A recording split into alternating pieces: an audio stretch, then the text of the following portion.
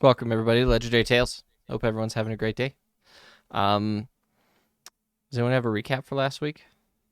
We're on Soulforged, by the way. I thought I should say that because I don't know why I haven't been saying that. Evie is currently not at home, so she will not have her camera on for this session, but we can still hear her. Does anyone have a recap for last week? Anybody? Am I doing it again? I'll do it again. They did it last week. I think it's your turn, Devin. It's always my turn. Essentially, last week we got to the city of Talacha. They met the king. They ate lunch with the king. One of the temples in the city collapsed, and it turns out that some worshippers of Moonball showed up, were very unhappy, and tried to destroy the city. And yeah, that's pretty much where we were at. I believe everyone was investigating. The voice of Gleam, Light's Advent, was not in the temple at the time. That is the one thing that we have figured out immediately, is that she was not there. Everyone looked around. You forgot to tell everyone about the shirtless king, who's sexy as all can be. That's true. Yeah, can you please actually re-describe the king? The king is like a extremely tall, ridiculously built man who can't walk through. He can't walk through doors straight. He can only walk through doors sideways. And he is tempered, is what you figured out. And yeah, he's a beautiful man, and he has to sit on his own side of the table because his arms are so big. What else was there? Yvonne and he are friends for a long time, and Evie is very much into him.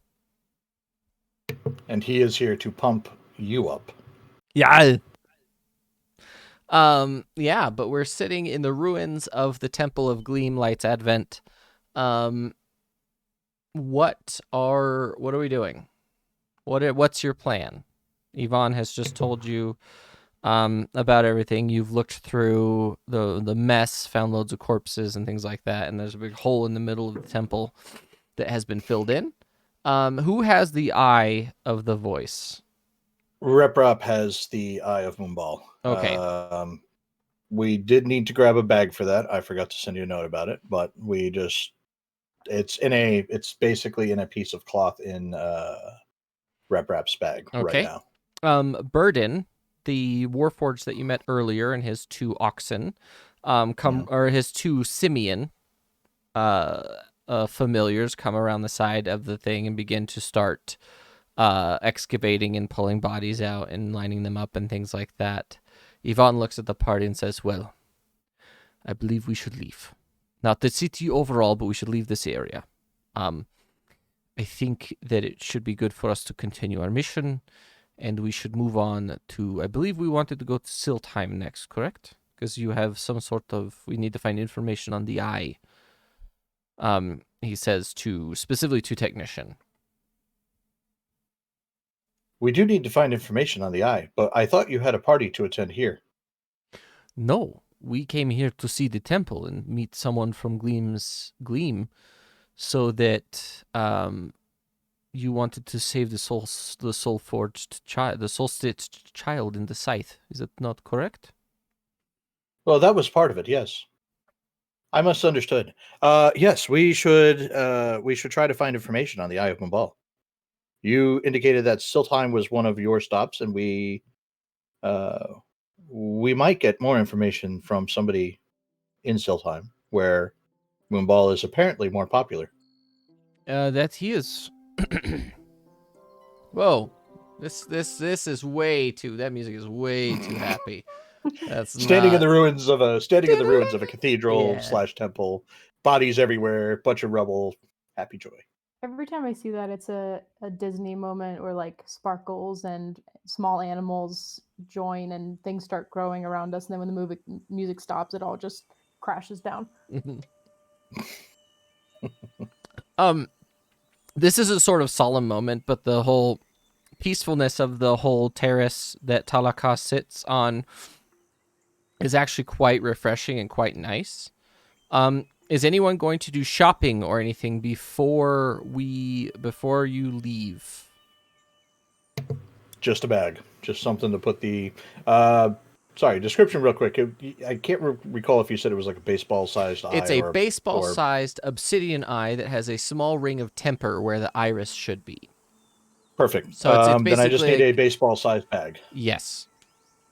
And there's loads of merchants that are still open. I mean, the destruction of this chapel has not hindered everyone being like prominent in their jobs. It hasn't stopped the city from working. Everyone continues working. It is a tragedy, and a load of other clerics and things from other gods come over and start sanctifying corpses, preventing basically just laying people to rest, that kind of thing. What are you doing right now, Loershik? Because the last thing I remember you doing is you handed your tiny stone tablet to Yvonne with your full title on it, right? Yep. And I stepped out of the cathedral. I wanted to go for a walk and just get some fresh air from the group. Are we still in the same day? Yes, I we think are on so. the same day. Okay. Yeah, And what we're gonna do is we're gonna go to Verdengard map, just because we're not in a specific encounter anymore. We're just in general in the Verdengard. I just want to keep my distance from the group. I'll still like hover around like I'm orbiting them kind of, but not actively involved in the direct conversation that they're having. And I want to open my bag. I want to talk to Callum for a minute. He sort of hops out as soon as you open the bag. He sort of hops out onto your arm and then onto your shoulder. Or no, he should already be there because you just finished combat. He hangs out on your shoulder during combat. So he's already out. He's on your shoulder. Okay. Are you doing anything specific, Evie? Just 1 second. I want to make sure everyone else is good. Figure out where they're going before we go into this specifically. No, I'm assuming I'm still like slightly recovering from basically dying and coming back to life.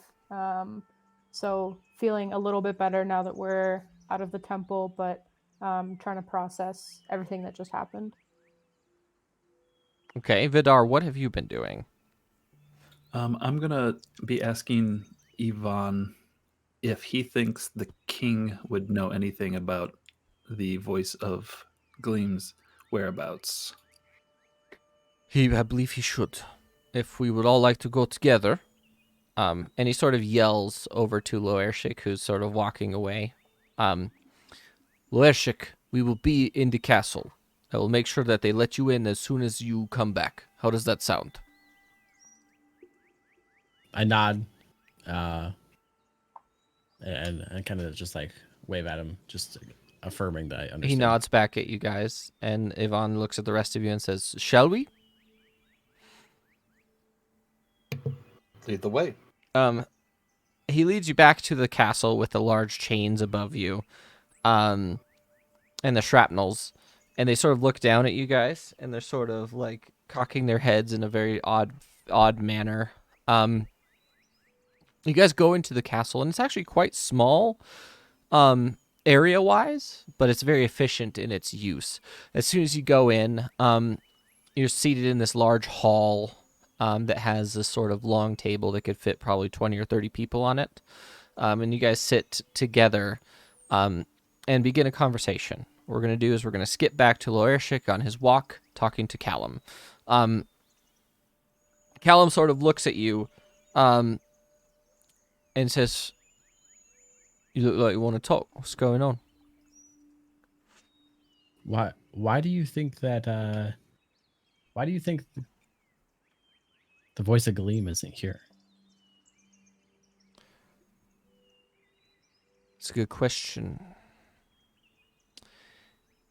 The voices It doesn't seem to add up. The issue for me is the voices didn't exist when I was alive. You know who existed, though, is the gods before Gleam. Gleam is beyond me. He's past my time. Was it she? I don't know. Don't know if there's a gender associated specifically with that god. But I don't know. I can't help but shake the feeling that Yvonne's not being totally honest with us. And What do you mean? It doesn't make sense to me that he needs protection when he clearly knows how to handle himself. I feel like we're nothing more than a glorified ensemble for him. What if that's true? Do you think he'd be investing 400 gold a week just for your existence? I don't think so. I believe that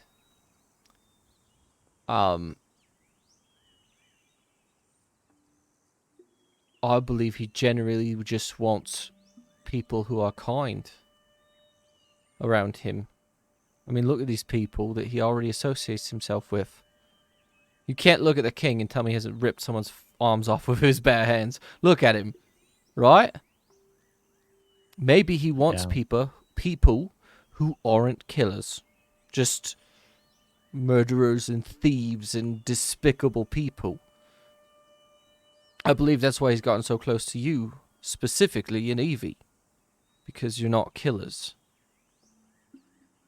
And I'm looking at you and the interactions we've had with each other.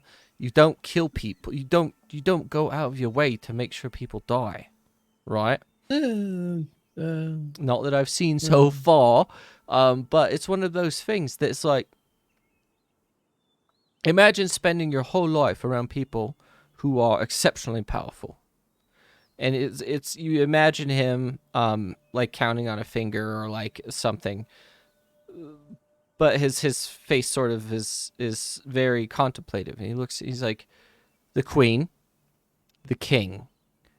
The queen specifically went out there to meet him, right?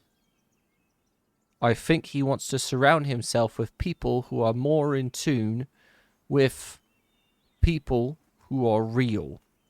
Because people at the level, socially and physically and mentally and power-wise, of the caliber of the king and the queen, the voice of Uruk, they're all exceptional, right? I'm not saying you're not exceptional. I'm just saying someone like that who's been at that level has a disassociation. I was one of them. Remember? Long time ago, I was one of these people walking around disassociated. All these regular people meant nothing. Absolutely nothing to me. Because they don't matter. How could you feel that way? Because I don't. I've been in my share of see them. Noble roles. I don't see them though, and I don't know what your background is. I don't know. But it's one of those things that I think Yvonne is willing to invest a lot of money in people, and it's not just buying them, right? He's paying you for work. Because what would he have done if he was by himself when the voice showed up? He would have died. There's no knowing that. We still don't know that he didn't command them. Actually, there is a thing in this world that undead at that level have to be commanded by someone. The voice was very clearly being commanded by a god, and then the voice commanded the lower ones. You get what I mean? It's That not... makes sense. Yvonne couldn't have done it without something that would have shown he was doing it. He would have had a wand. He would have had a focus. He doesn't have an arcane focus. He didn't do that. It would, like the Soul Stitcher. It was very clearly where he got his power from. It was very clear where he got his power from, right? Yvonne doesn't have any of those evidence. He doesn't have any evidence. There's nothing. I'm just saying that you need to give the man a break. Maybe he's stressed as fuck. Maybe the king is actually an arsehole that wants to kill him. And maybe you're there to make sure the king doesn't kill him. Because if he fails in his job, he gets hanged or something. Why do you think we're going to Ardstadt last? I'll give him a chance, Callum. but Right. I'm telling you now. I'm just doing. If it turns out he's wrong or he's bad, I'm not sure I'm gonna meet with you anymore. Fair. That's fair. Let's go catch up with them. Right. Let's go to the castle. To Do the you castle. want to stay out or do you want to go back in your bag? I'll hang out. I'll check him out. I've got a sort of. Well, I can only see and I can only hear, so I can't feel. Let's call it a third sense about things. I only have 2 senses, so I can't have 6 sense. It's a third sense for me. So, unless you count my sense of humor, does that count? I don't know. Is it your oopsie sense? Oopsie sense. What's wrong with you? Let's go to the castle. Right. I'll hang out. I'll go check him out. And you get to the castle mid-conversation. Vidar, what have you been doing? Everyone's sitting around sort of trying to figure out what's going on. The king sits down. So we're rewinding just a little bit during this conversation. So we'll have a minute or two of conversation between you guys, and then Lorishik will show up in the middle of it. You guys sit down, and the king looks at you and looks at Yvonne and just says, "What happened?" Yvonne looks at him and says, "We got there. And apparently a frost giant zombie showed up. It's crazy. I don't understand. Primarily because he had an entourage of skeletons with him, and they came from underneath the Temple of Gleam. I believe there is an entrance at the bottom of the plateau, or it could be that this is an ancient site of battle. I don't know. But the skeletons, did not have the regalia of this era. The skeletons were not associated with anything of modern cultures. You get what I mean? So that's the first thing I noticed. And a frost giant in Verdengard. How many years has it been since it snowed hard enough or their culture came this far south? It's never, ever is the answer to that question. That's all I know. And the king looks at him. Okay, you have something to say? Well, no, the king looks at him. Rep was going to add technical detail. That's all. Okay. Well, what are you going to say? Go ahead and say it. The frost giant was operating in service of Moombal, most likely as his voice. We recovered an artifact from the frost giant that would prove as much. Really? Well, don't touch it. We have not. That's We will be taking it to get more information. Anything like that, you just don't touch. That's just a terrible fucking idea. Admittedly, that was my first instinct. Well, obviously, but you're not exactly the most. No offense, Rep. You don't seem like the oldest and most experienced person. Just saying. A keen observation. Well, if rude. That being touche. I didn't mean offense, but if you take some, you're more than welcome to. I do not. What's your guys' next stop then? Where do I need to send you so that you can figure this out? Most likely we will get answers in Siltheim, where the voice of Moombal would have been more popular. True. Those fucking slavers are the fucking worst. Good luck. Indeed. Just be aware that those people have no morals. Not at all. It's actually a fucking terrible place. But that being said, I will commission you a ship to get over there. Shouldn't take too long. It might take a week, maybe. But luckily, we have the main Krakens here, so you shouldn't have to worry about crazy shit like that. Just be careful. When do you want to play? When do you want to head out? Vidar steps forward and says, "Actually, we came to see you before we left because we went to the temple looking for the voice of Gleam, but we could not find the voice even amongst the corpses that remained."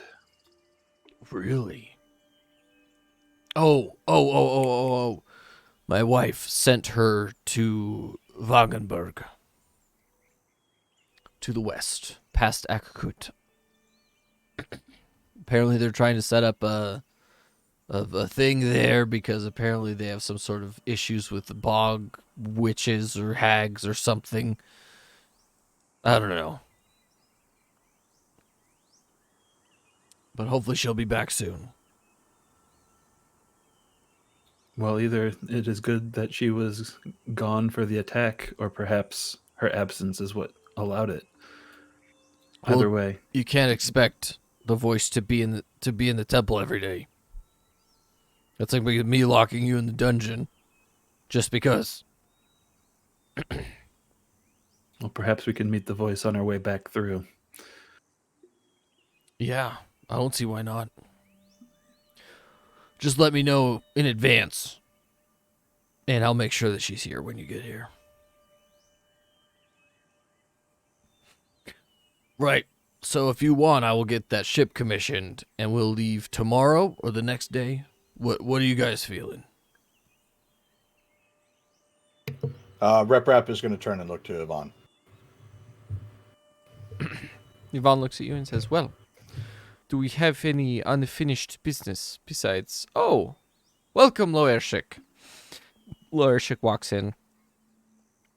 Come sit down. We're just discussing where we're going next. If you guys would like to leave tonight, we can. Tomorrow. Excuse me. The next day? How are you feeling?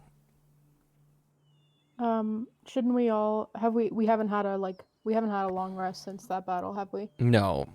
And keep in mind it was like early morning. So Yeah. if you wanted to rest, you'd be taking eight hours of basically sleeping or doing nothing, essentially. Gotcha. Well, we'll just be traveling, right? So Mhm. maybe it's all right if we leave today. Sure. I don't have an issue with that at all. Will we be able to rest along the way, Yvonne? Oh, of course. Of course.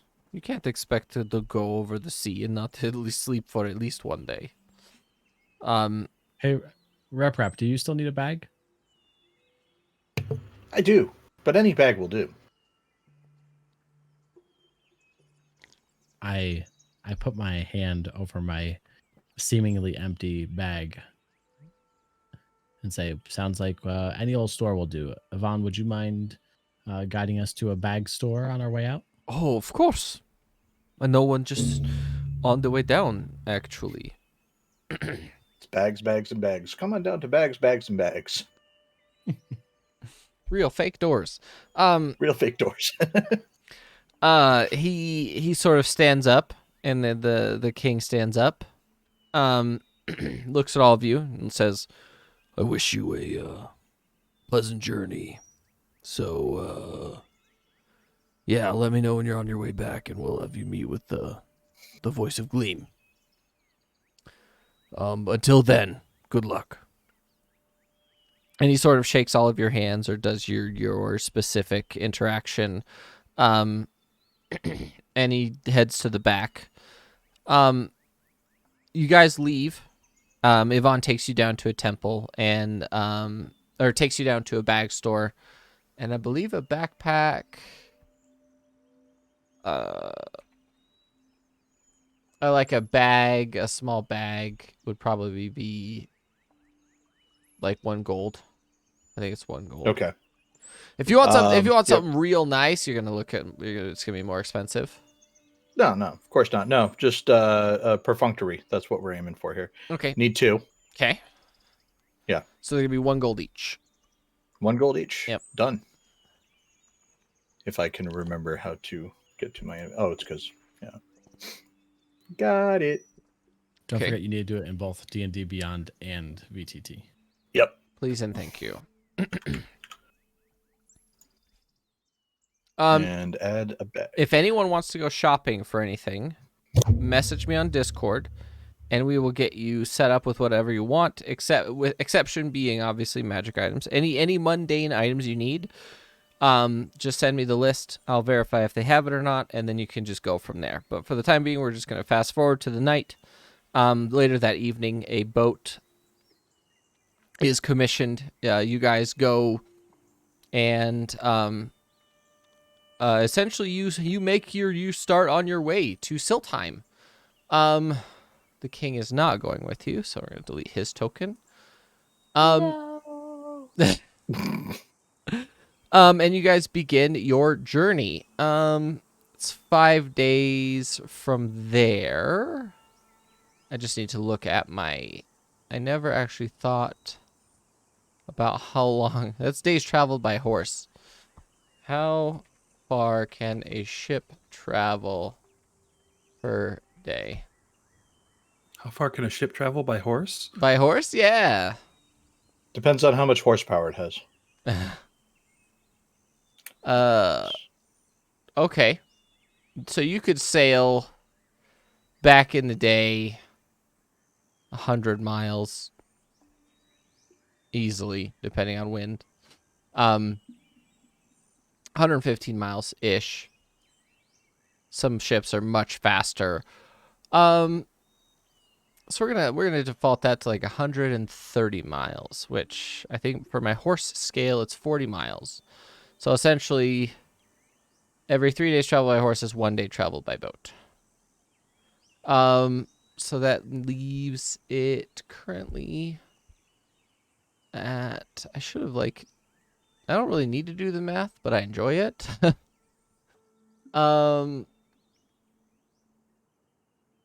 It's about that size. 1, 2, 3, 4, 5 days to Siltheim. Speaking of Siltheim, I need to make a scene called Siltheim. What are you guys doing during your journey?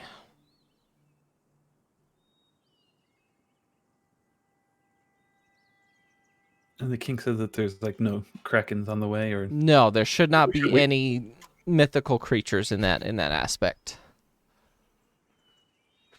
I want to take some of the time just to chat with Yvonne and hear a little bit more about kind of maybe start with like him, where he's from originally, and like how he got into doing what he's doing right now.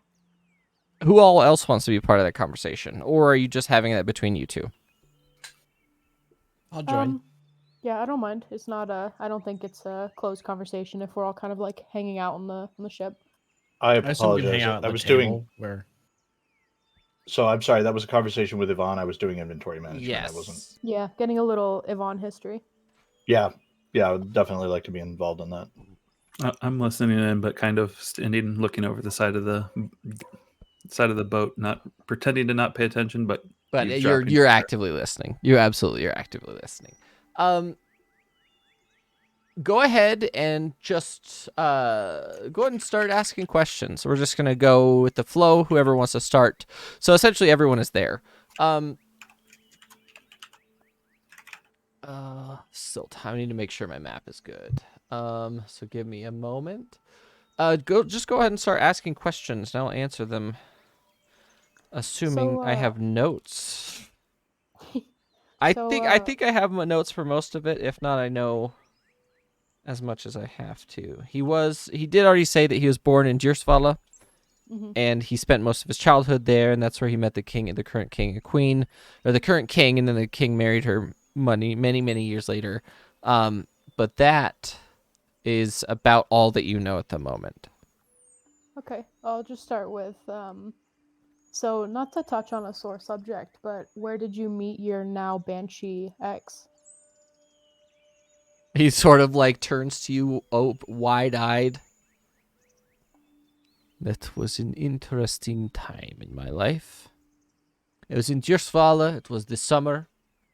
I was riding a horse, shirtless, along the river, and she came out and punched me off of my horse. Sounds like a fierce woman. Oh, she's so fierce.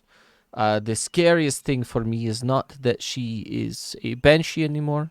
It's the fact that at any given moment, the right person comes along and resurrects her, and things get very bad. Because you, as far as I know, people can be saved from the dead within a certain time period, but you have to be very powerful. But that being said, she knocked me off my horse, and I stood up after the breath came back. You've been punched in the chest before. You cannot breathe. It's quite terrible. Um, it was quite amazing because imagine you're knocked off a horse, right? By a woman who's tall enough to punch you off a horse, right? So I'm just riding, minding my own business on the beach, and all of a sudden from the woods, this monstrous creature comes out and then clotheslines me. And I fall off my horse. I stand up and I'm looking right at her belly button. I look up and I go, oh my gosh. I say she's beautiful. She's very ugly. She's not pretty. I don't like to sugarcoat things when they don't deserve it. And this was very much she could kill me. So I just went to the first thing I thought of. You are gorgeous. I said this. And she looks down at me. She smiles her mostly toothy grin. It's not very toothy. She had most of them, just not all of them. And then she picks me up around my arms right here, and he like sort of illustrates it, and he like lifts up his shirt, and you could definitely see that he's been in combat more than once. He's scarred a lot. He has a lot of scars. He's like, she picked me up here, and with both hands, she brought me close to her face, and she says, "In ogre," because she's an ogre. I didn't know if I said that. She looks to me and she says an ogre, and at this point I speak 9 languages. I like to speak monstrous creature languages because, believe it or not, most monstrous creatures actually have a language and they love to speak it. So I tried to learn as many as I could. Ogre was one of them. And she says to me, "You are beautiful man." And that's where it started. I had to spend the next 3 days. He shudders visibly. I had to spend the next 3 days romancing this ogre. And the worst part for me is when the school came looking for me. Because in the Bard school, you have to attend class. If you don't attend class, they divine where you are, and then once they find where you are, they save you, or if you're dead or something. Luckily, I was not dead. They came and they murdered her. Oh God. And yeah, it was about 2 weeks later when she showed up in my room as a ghost and tried to kill me the first time. And keep in mind, I was a sophomore. It's in my second year at the school of my 6-year career. After that, I had the clerics of Gleam come and put a ward in my room and in the building so that she wouldn't kill anyone else. That it was very apparent that she didn't want to kill anyone else. And that's basically where it was. I graduated. I left. I went to Artstadt to try and get a cultural awakening. Made friends with the young king Shiram's father. And employed myself within their hierarchy as an emissary because I am good at speaking to people. And that's how I ended up here. A few years later, I came back. And I came back with you guys. I was assigned a mission by the young Shiram to negotiate so the war with the Frost Giants and the ones up north goes as well as it has to be. You seem to be very trusting, I've noticed, especially, I mean, you hired the 4 of us, hardly knowing anything about us. What struck you about us when you found us to travel together? The best groups and the best teams are made up of people with completely different skill sets and completely different mindsets. For example, Loershik. probably grew up in an entirely different culture and society than we do. So his perspective is going to be fantastic for negotiating with people I don't understand, because he might understand them. And then you specifically, you come from a species that actively changes for the seasons. It's amazing. And then our two robotic friends, they have a completely different perspective than everyone else does. It's the best teams are people that come from different cultures, and everyone has their things that they bring to the group. For example, if we need something repaired, we go to the technician. If we need someone murdered in their sleep, we talk to Vidar. If we need someone to be bullied out of eating meat, we talk to Loershik. And if we need someone to take us in the cover of night to go steal a big gemstone, like they say in the old stories, we talk to you, because you have that. I So, not saying that we would do that, but if the opportunity came up, I'm just saying money. I am being funded by the king, though, and that would be a bit sketchy. It would not be great to be in the service of a king and also caught stealing. Yeah, that's the long and short of it, Rap. It's actually quite a beautiful sentiment. I believe you misunderstand. If we are to do this, we should not get caught. Oh, you sneaky bastard. I like I'm you. gonna kind of like elbow Rap and give him a smirk, which he may or may not pick up. Rep looks back and just says, "Smirk." The face getting there. features don't work. They don't work. You know, there's not enough servos. Need an emote system on some screen attached to you. Rep is going to turn to Yvonne and say, "I noticed that when we fought the Eye of Mumbal, you were able to hurt the eye using only your words. I have worked with bards in the past, and this seems to be a common trait. Is this something that you can teach others?" It depends on your arcane background. If you are a learned one, sometimes you have the ability to do it. Some backgrounds do not. It's like the first thing that you learn in the bard schools is a cantrip called Vicious Mockery. And essentially, your ability to talk shit about someone physically damages them.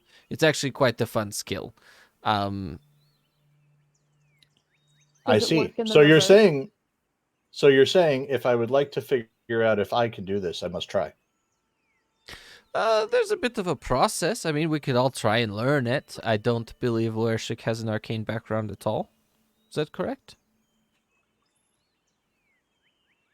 I'm familiar with Arcana. No experience with using magic myself. Oh. Duly noted. Well, you can sit around and laugh at people when they try to talk shit and it doesn't work.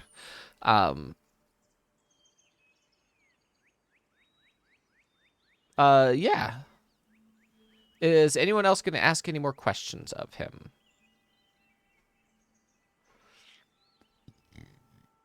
Excuse me. I imagine I've attempted to make some level of small talk without diving deep into it, just to try to reset my grounds with Yvonne. Sure. Bards are the only people that can learn Vicious Mockery, apparently. I just wanted to look at it. Apparently. This is a bit meta, but I'm setting something up. That's all. Okay, that's fine. Rap just wants to talk shit. I do know, though, that if we can get a hold of some vellum and some ink, I might be able to transcribe the ability to use this spell on a scroll, and then you may be able to use it once or twice. But that being said, Rap, we also need to teach you how to talk shit first. Let's be real. We need to teach Rap how to talk first. That I know is how to awesome. Barely. You know how to come off as sentient at best, Rap.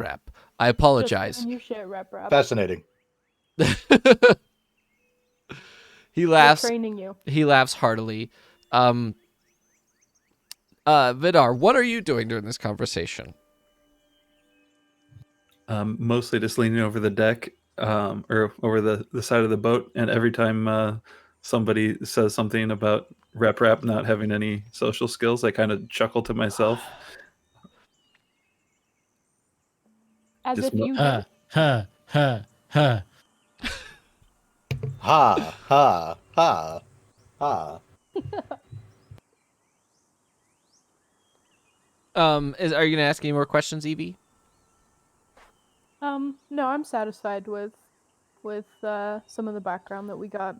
I did you say that he's funded by the king for like our trip as well? Like Yes. everything. is Essentially, the hired out? king is funding the whole thing.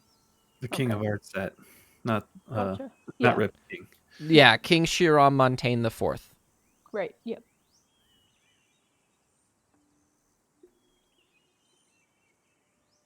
So no, that's good.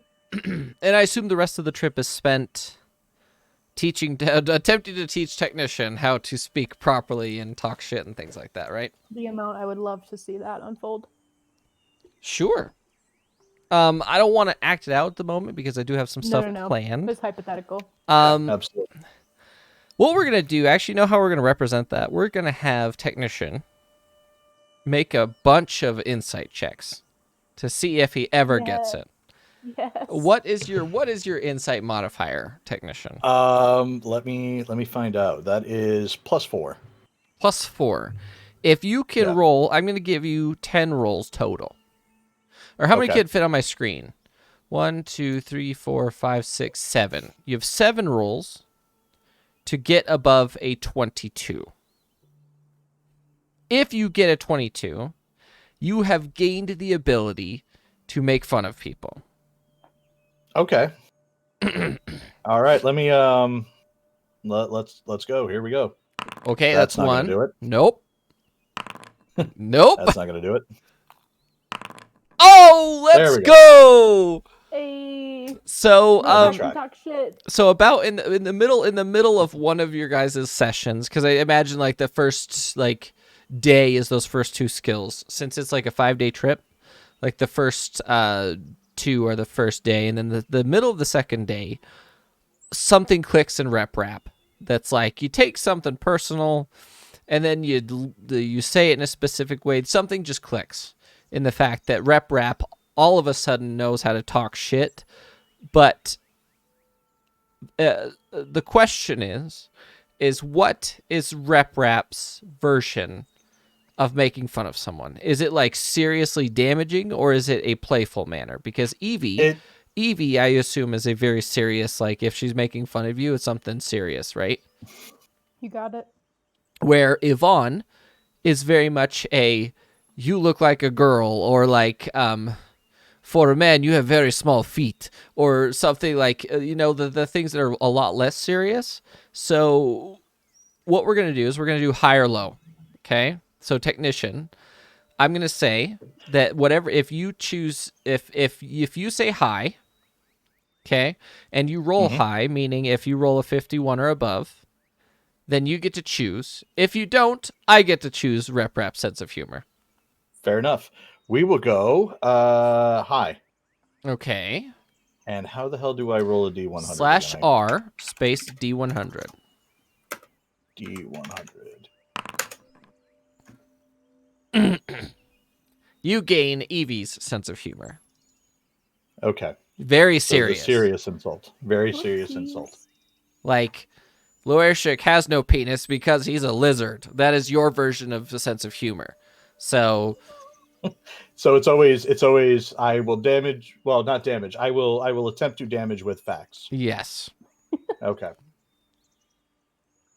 Who needs a penis when I have them all? Famous last words. It's just an example. So this is fun because we're doing character development at the same time as like trying to role play some stuff. Okay. There's not much developing going on down there right now. Is anyone doing anything else for the duration of the trip? Now that Rap has successfully found a sense of humor, albeit very serious, is anyone else doing anything? I'm taking a long rest during this trip. Well, obviously, everyone take a long rest. I would like to say quickly that I would love if the way that we find out that Rep Rap gained a sense of humor, we're all just kind of sitting around eating dinner, like chatting and laughing, and out of absolutely nowhere, Rep Rap just like completely rips Loershik apart with an insult. That would be great. So I'd like to will that into existence. Sure. That's all. Carry on. Preferably the lizard penis comment. That was perfect. So that's what we heard. We all kind of stopped midway eating, And everyone looked at Rip just Rap goes, like, what? And then died laughing. Obviously. Loerchek, I cannot tell if you are very serious and always aggressive because you have been separated from your family and possibly have not seen any lizard cloaca in quite a while, but that might have been happening while you were still there. I just Oh my god. angrily stare at Rep Rap. Yvonne literally falls down Evie, laughing. I have learned how to talk shit. Can Callum interact with the environment? Like, can you like make stuff move and shit? Oh, yeah. Yeah, absolutely. Hey Callum. Aye. I look over at Rep Rap. I just gesture. And he looks at you contemplatively, goes up to Rep Rap's like mimic plate that he has. He's like, you know how he mimics eating stuff? And he grabs a fork with his mouth and jams it straight into Technician's chest. I just Fork. stare straight at Rep Rap. Aye! Fascinating. You take that, you stupid fuck. Don't make fun of my friend. I have learned how to talk shit, and it has immediately backfired. Literally. Everyone else, what is your response, Vidar and Evie, to a fork picking itself up and then jamming itself into Rep Rap? For some reason, I feel like if this was over dinner and we were laughing, there was probably some substance involved. So there's a chance I don't read into the fact that magic just happened from the direction of Yeah. Loershik, but definitely like double take and ask, did you throw that?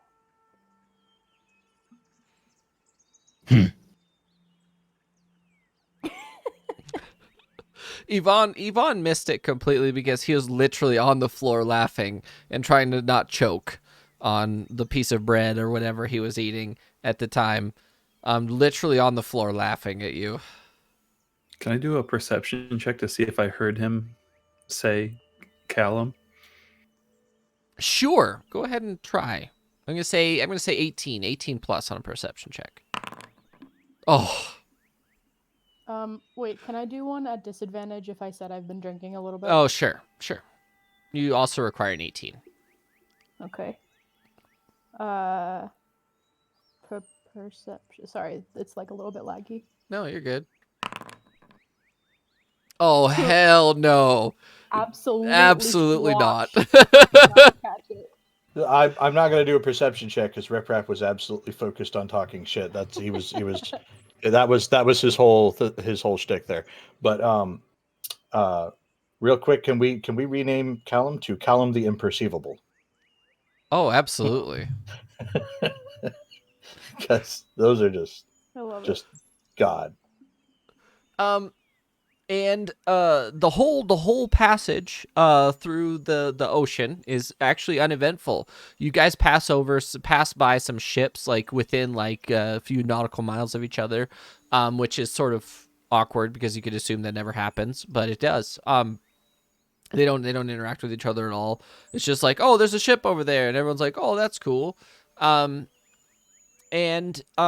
you guys arrive. Yvonne looks at all of you, and he gets you together. He's like, we're going to make landfall in a few hours. There's a few things you need to know about Siltheim before you go there, okay? First, do not go away from us. We have to stay as a group. These people they're slavers. A lot of their people are A lot of their people are without moral compass. So we need to stay together the whole time. I'm going to get us one room in an inn that should be big enough for all of us. Hopefully there are beds. A lot of their things are sleeping on floor on mats and things like this. We should have the ability to sleep all together in one room. So that being said, we are here to find out about Moonball. I have to negotiate with one of their higher ups.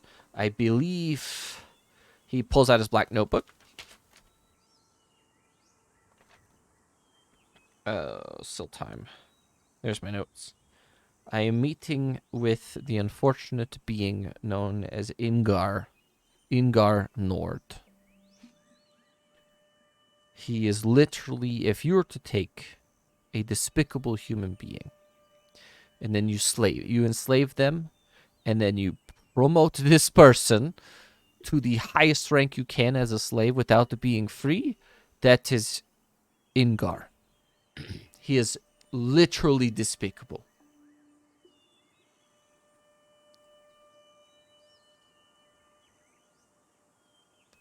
Does everyone understand what's going on? We'll be arriving in the city of Furborg. Furrborg. Furborg. We are going to be arriving within a few hours, and this place has a huge amount of ships in it, all slave ships, so be aware. And also, we need to get face coverings. Everyone here is sick. Everyone. The main reason they are sick is there are volcanoes to the north, and they spread ash over the landscape, and it creates a frozen hellscape, because instead of snow, it is ash. It blots out the sun, and the terrain is cold as a result. So, that being said, we have to have face coverings. There has been an outbreak of leprosy, so don't let anyone touch you. I don't know what the nature of this leprosy is, but to be aware, Technician and Vidar, it may affect you.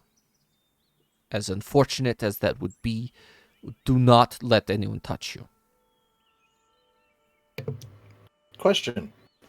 If the person that is in charge is in fact themselves a slave, who is in charge of the slaves? That is an even worse person that we have to pray is not present.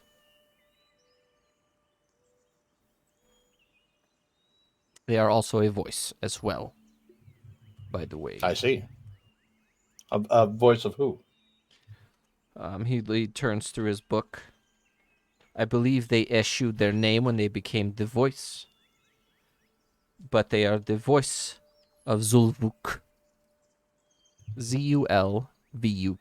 Zulvuk.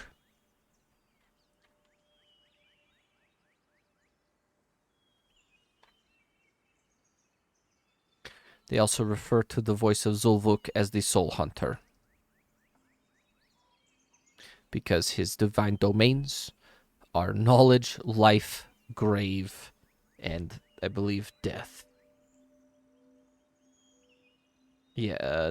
Grave, knowledge, light, and twilight. So anywhere you are, he knows where you are. He can prevent you from dying. There's many powers associated with the hunting of people.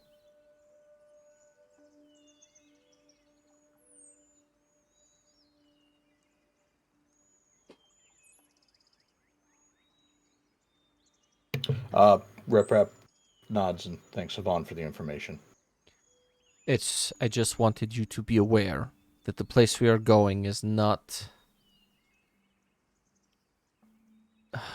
beneficial to be alive, to say the least.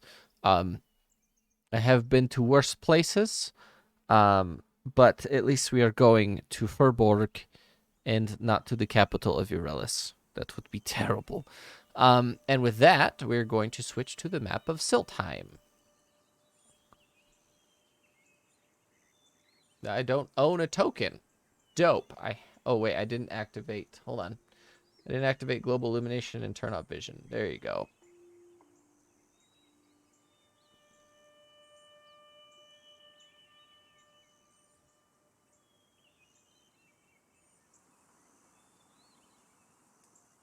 Let me put your guys' tokens on. You'll be arriving in Forborg. Is the voice of Zulvuk and the slave guy that we're going to see, are they in Furborg or just They all are. of Siltheim? They are going to be in Forborg as well. Because that is where I asked to meet them in the scouting bird I sent earlier. Would that be like, are they actually in charge of all of Siltheim and they just happen to be in Furborg, or they're like mayor of the town? Well, their mayor is a separate being and a separate person, but Ingar Nord is in charge of all slave things throughout the entire empire.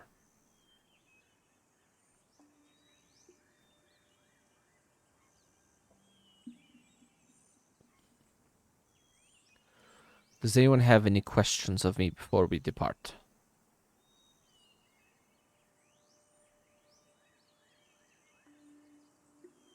No? Where do we get face coverings? That is the first thing I'm going to do. I'm going to leave. I'm going to get us all face coverings, and it's not just mouth; it's the whole like hood. Essentially need to get hooded robes or something to go over our current things. It's something, Loershik, you need to, as I know you're proud of your existence and you're proud of your culture, but just leave it alone. Okay? Do you understand? I need you to hide it for just a bit. Okay? I'm not going to make you keep it like this forever. As well as everyone else. We are all going to be robed up. We're all going to be hidden. We're going to hide everything. The only thing I'm going to do is I'm going to talk to an Ingar with you there. This is also the other reason I want you here. You are able fighters. If we get attacked, I need to know that we're all going to be capable, we're all going to be ready. So if you need to ready new spells, if you need to switch up your things that you're doing, do it now. So that we can all be ready as soon as we make landfall. I'm going to be getting us all robes. I will come back, I'll give them to you, then we can head out. Is that fair? How long do we plan on this taking? 2 days, maybe.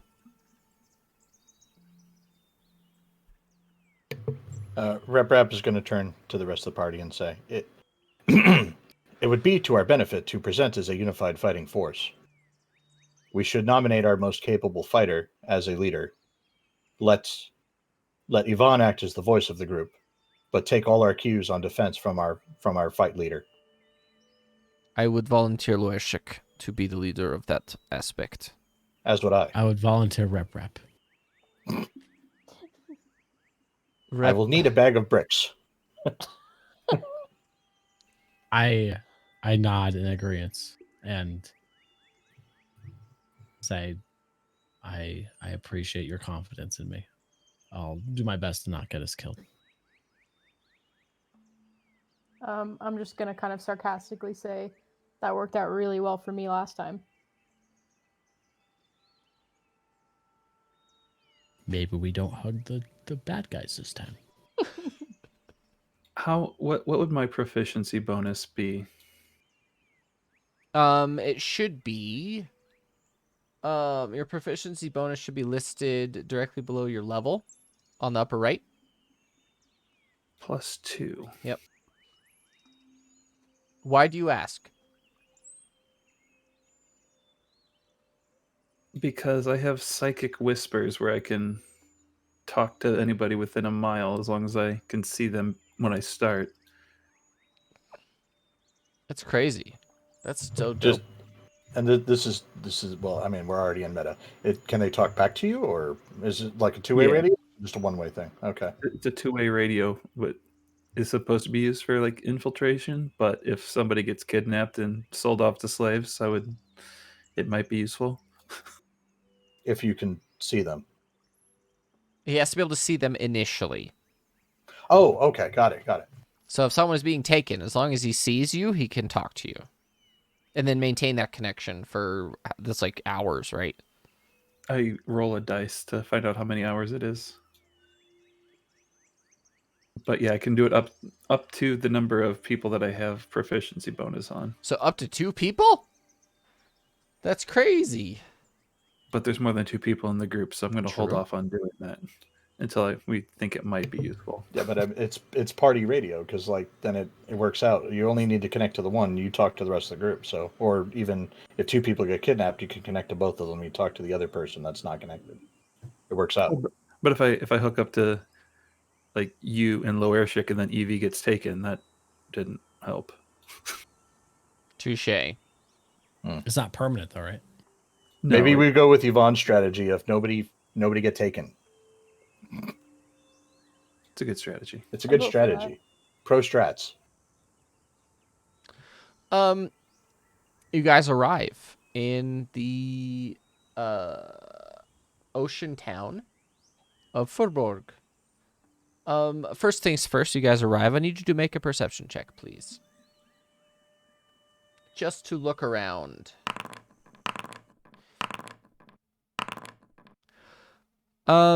Technician, you notice, and Lorshik, you notice a little bit of this, that the water here has a gleam as if it has oil in it. It has that sort of sheen over the top of the pearlescent sort of like rainbow. All of it. Don't drink the water. Does this appear to be pollution? To low check. Make a nature check, both of you. Okay.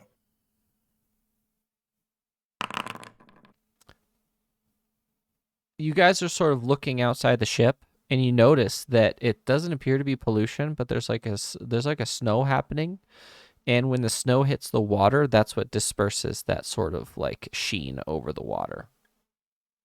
Is Yvonne still here? He is. Yvonne, why does the water look metallic? Because of the ash from the volcanoes to the north. I said the ash. What? The ash changes the landscape, and it literally does it. Are there chemicals in the ash that? Oh, we don't know. Other We than- don't know. The problem is that the area around the volcano is so hot that you can't go near it. I mean, even within a hundreds of miles, you can't go close because you boil, literally instantly. Because the Artstat is the closest nation to it, we have investigated. And if you look on the world maps, there's a reason that it's completely unpopulated, because none of us can go. You immediately die and you boil alive within a certain radius of the volcano. It's rumored, though, that the diviners, these sort of like knowledge clerics, have figured out that there's some sort of entity that has not been born yet, potentially, in one of these volcanoes that is causing this issue. Would I be able to look around and see if I can find any critters, squirrels or mice or anything I can like grab with my hands? On the ship, there might be some mice on the Yeah. ship. Go ahead and make a investigation check for me, please. You don't see any animals that are alive. I take a piece of meat out of my bag and I toss it into the water to see what happens. It lands in the water. It doesn't seem or appear that the chemicals or whatever is causing the water to turn that has an immediate effect on the flesh. I'm sorry, were you gonna throw a small animal into the questionably toxic water just now? There's no there's no small animals. I saw you thinking about it. I just kind of like wander away from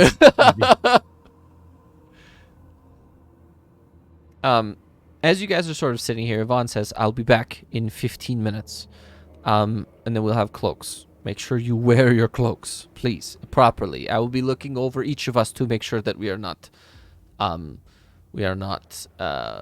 exposed in that way." Does everyone understand? Yes. Yep. Oh.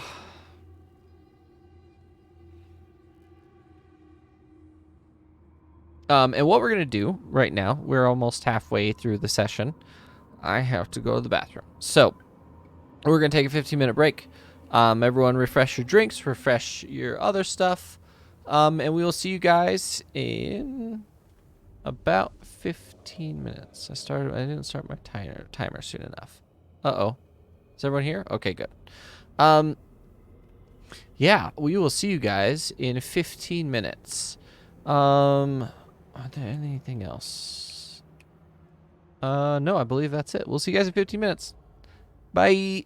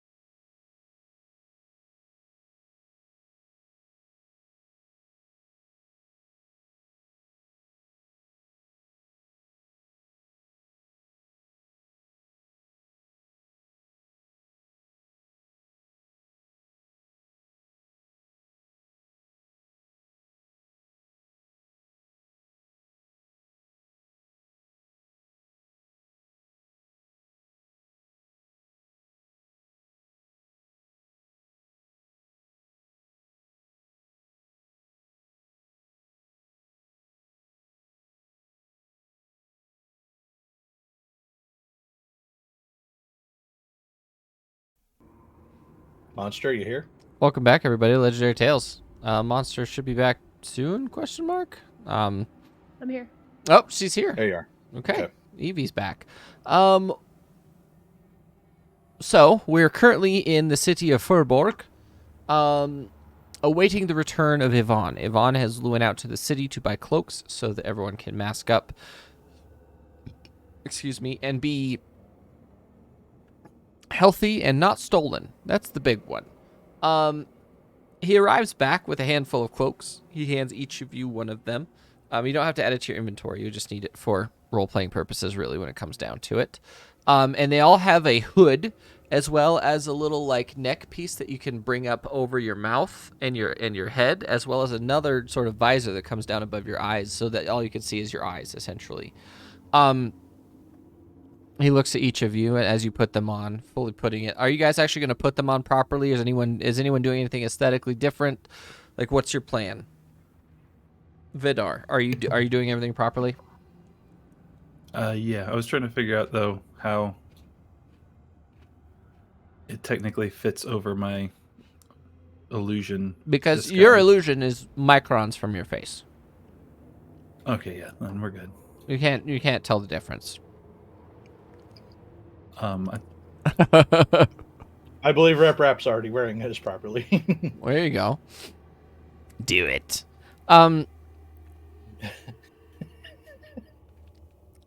Evie, you're probably putting it on? Yeah, probably putting it on, but definitely draping it in such a way that I still look aesthetically pleasing. So you're making it tight. Yeah. She's looking for a man in Siltheim. You know what? We're in a new place, Rip Rap. Don't come for me. New place, new meat. Evie, if you are looking for a man in this particular nation, you can simply purchase one. Ooh. Oh no. Oh no. What? They're a slaver nation. I feel left out of the cloak. I'm wearing my cloak. I'm putting my shirt over my head. You can't see it, but I am. Dope. I want to wear this the correct way for the role play, but I can't see shit. So Do it. Jewish. Something.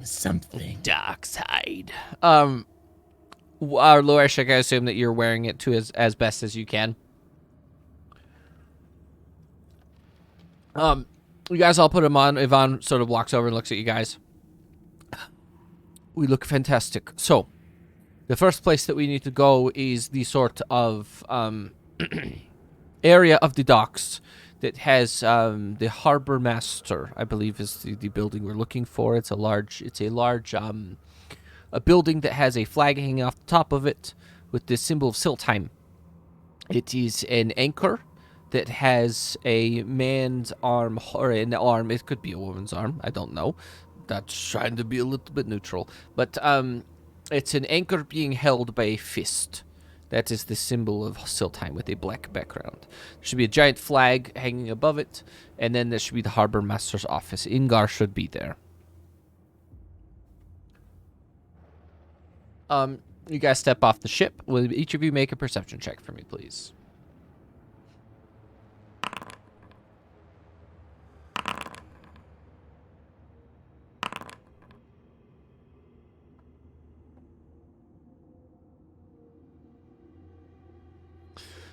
Vidar, Technician, and Loershik. You guys walk out and you notice that it is like a light snow, like barely fluttering down, that the ash is coming down. And it does look like snow, but you can definitely tell that it's built up in some areas and they have it piled up. And some of them are sort of, there's a handful of craftsmen that you can see that are taking this and transforming it into pottery and things like that.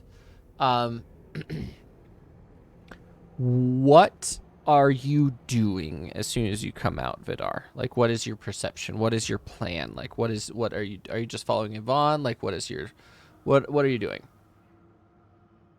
Yeah, I'm following Yvonne, and also as we walk, trying to figure out which direction he's going every time that we make turns, that way I can look at and kind of scout out a bit. See if there's anything trouble brewing down the road. Okay, Evie, what are you doing? I'm kind of like apprehensively might be the wrong word, carefully stepping, like making sure that I'm looking at the ground as well as the sky, trying to stay in tune with like what's happening, because it's obviously like very eerie, and I get the feeling that things could just happen upon us any second. Okay.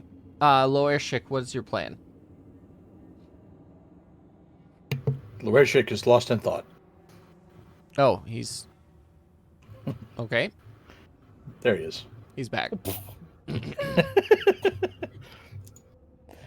He was off checking himself in some reflective surface so he could see how his cloak was looking. Yes. Okay. What are you doing, Loershik, as soon as you get off the ship? Can I see if anyone's like to the effect of shoveling? And There how they're doing it, or are how other people are responding to the ash? There are a handful of craftsmen actually shoveling the ash into large piles and then dousing it with water and putting it into a giant mold where they sort of press it together to shape like cups and plates and things like that out of the ash, and then they're firing it in a kiln. Interesting. They're essentially Do we all see that? manufacturing clay out of it. I'm assuming we all see that. Yeah. I'm gonna ask Yvonne, do they use this as a consistent resource? This is what they make houses out of. This is how they make their pottery. This is how they live, essentially, is through the ash itself. Oh, gosh. A miserable existence. Well, everything in this area of the world is poisoned by it. So, if you can't get away from it, you might as well embrace it.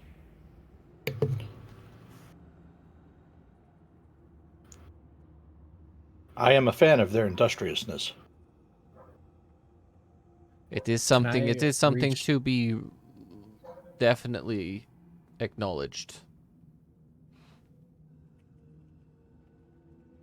Can I reach down and like scoop up some of the ash and see if I can like form it without getting it wet? It does not maintain its form without being wet. It sort of like crumples away in your hand. Like if you were to cut up a piece of paper and then like try and press it together, it would still just puff out and explode, sort of. That's how it reacts to you.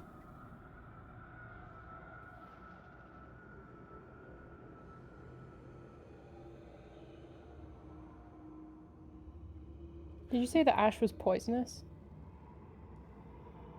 The ash can be poisonous. It depends on where it lands, what it interacts with. If it's not filtered out of the drinking water, it is poisonous. But fired in a kiln removes a lot of those properties, burns away the sort of malignant or maligned aspects of the chemical nature.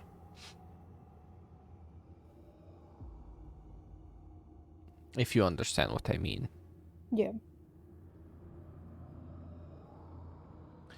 As you are standing here and you get off the boat and you're looking around, you do see the harbor master's office. It's not very far. It's about 150 feet from you, across the dock. So you'd have to go down one of the pathways across and then down into like the actual land area. And there's a large wooden building that's dark gray, a large dark gray wooden building that has a giant flag hanging off it that has that giant fist holding an anchor on it. Flying directly above the building. Yvonne looks at you guys. He says, "That is the anchor that's the harbor master's office. So we should go speak to him as soon as we can. I believe we may have an encounter there, but not. Hopefully, nothing violent. Obviously." He looks at you guys. "Follow me, Vidar. If you'd like to take the lead, please." Vidar, you sort of go ahead, and you can weave your way through. There's so many people here. Just from looking at the boat, anywhere on the land areas where those like craftsmen are making pottery and things like that. Specifically on the docks themselves, there's around 70 people per like pathway, and they're going back and forth constantly. But you notice that everyone is giving a wide berth to everyone else at this point, with the exception of a few people who have to carry something together or use 2 people to carry something or move, push, pull. In that aspect, exception of that, everyone is keeping about 8 feet, 10 feet from each other. And everyone has these sort of like dark gray cloaks that cover the whole face and everything. Everybody does. As soon as you reach the harbor, you were going to say something? I was just gonna ask where the illnesses come from. We They've don't, just been bred in this land for a long time. we don't know. But there's been a recent outbreak of leprosy, and it is fast acting. From what I've heard, I talked to one of the shopkeepers. If you get infected, it's hours before you lose limbs. God. Okay. Don't let anyone touch you.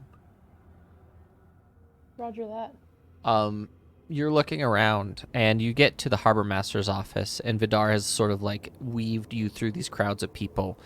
You reach the harbor master's office, and as soon as you get there, the door slams open, and a 6-foot-tall, pale man with a gigantic parasol walks out. He sort of stands in the entryway, puffs out his parasol, puts it over his head, looks directly at Vidar, and says, "Greetings."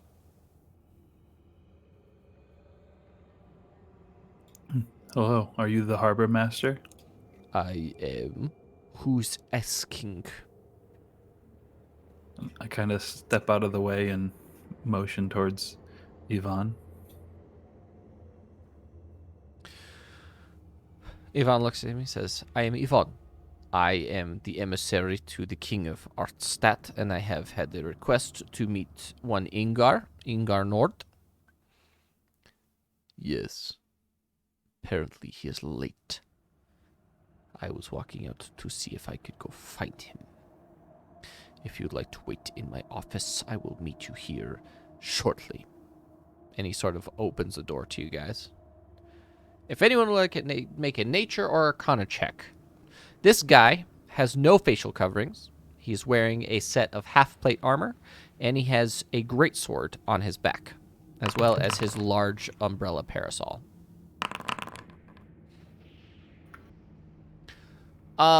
Technician, this is a vampire. Oh God. Okay. Technician is going to.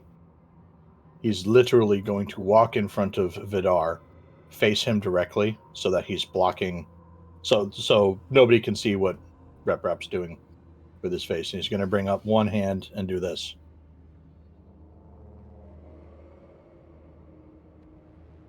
It seems that you are aware of my nature. I am immune to disease and to poison. So whatever this is that is spreading, I don't need it. Thank you.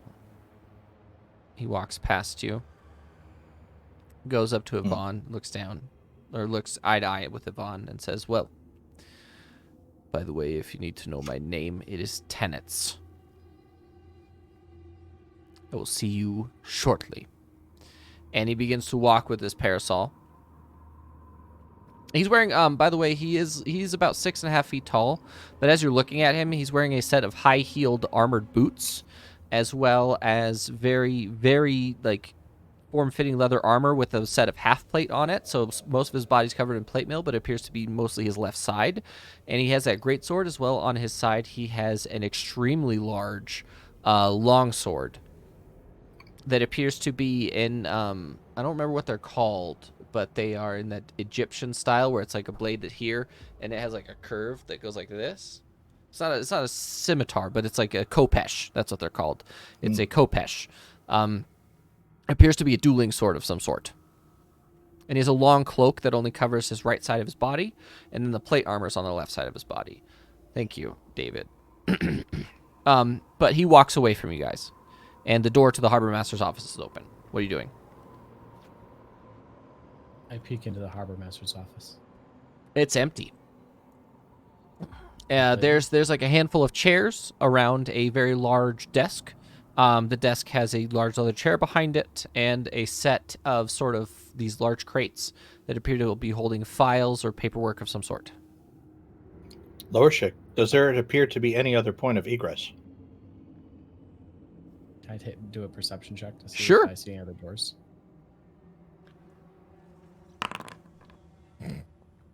There does not appear to be another door, but there is a large stack of crates that are sort of pushed off to one side that you could squeeze between fairly easily. That there might be one behind it. Nothing that is apparent, but there may be other hidden entrances. A small room with only one entrance and one exit. That appears to be a trap. I love traps. I take my maul off my back.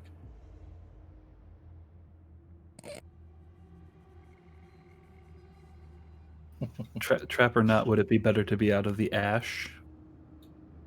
Most likely. It appears we do not have a choice. I walk in and I want to go straight towards the files. Okay. Which the ones behind the desk or the ones by the possible egress door? The ones behind the desk. Okay. You get over there and there's a large there's a lock integrated into the the crate. It's a chest. It looks like a chest, but it's very crate shaped. And there's a large keyhole lock on the front of it. Anyone here know how to pick locks? I highly recommend we do not mess with this man's things. Just saying. First impressions are everything, and I don't believe he will care for people attempting to steal paperwork. I don't. Do I know that he's a vampire? No, right? No. I just know that he. No. Unless technician says something, no. No, technician literally only motioned to Vidar, and the vampire caught on to it anyway. But Oh, yeah. Well, Yeah. you know that vampires are incredibly perceptive. They know they Yeah. are super powerful, especially one that's willing to just walk around without a mask and hood on. That guy gives no fucks.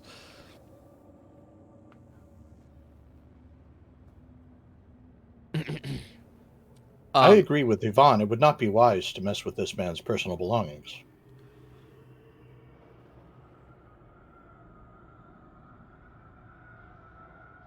I walk over to the crates by where there's potentially egress, and I want to look behind the crates and see what's going on.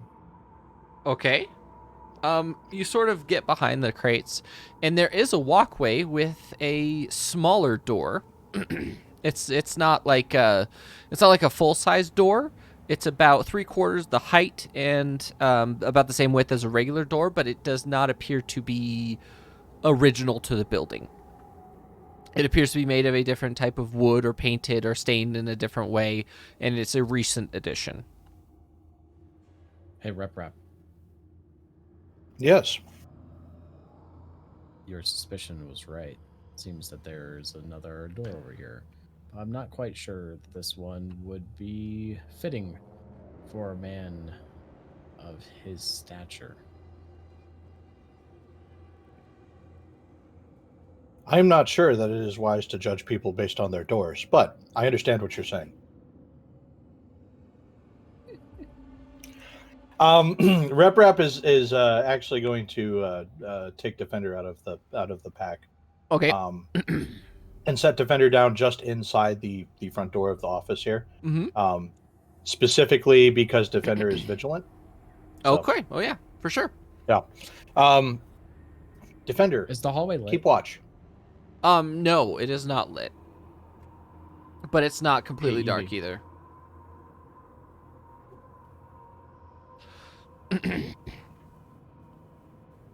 Can I see what's down it because of dark vision or no? Sure. You see it in grayscale. But down this hallway, there's like it eventually leads to a staircase that leads down underground. just past. Basically, the stack of crates are made. It's very apparent that the stack of crates are put there in a way that you could push past it if you wanted to and get through the door. But directly behind that, there's another hallway that leads down, and then it goes down to a staircase later on. Okay. I'll tell everyone that I see a staircase at the end of that hallway.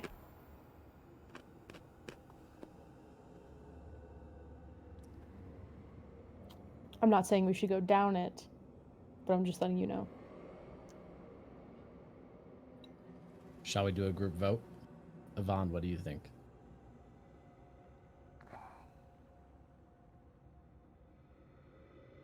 Well, I think we should stay here until Ingar comes, and if the harbor master does not stay, we can investigate if you would like, but I don't think we should stay here for very long.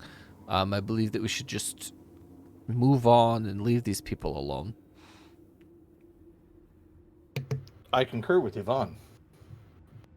If we were concerned about this room being a trap, going downstairs could Everyone, possibly be better. everyone make an insight check at advantage, please, for me real quick.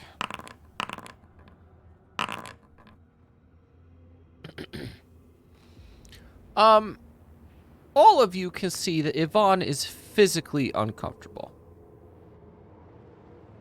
He is normally still, he is relaxed, he's just chilling. He has yet to sit down. I'm gonna kind of just like touch the edge of his arm and ask, "Are you okay?" No, this place makes me uncomfortable. The fact that they're willing to live in this poison, they're willing to interact with it, and to be frank, I hate it. It's not comfortable. There's nothing good about this lifestyle, and I understand that they all have their reasons and things like that. I do not want to be here. But I have to stay here to do this negotiation.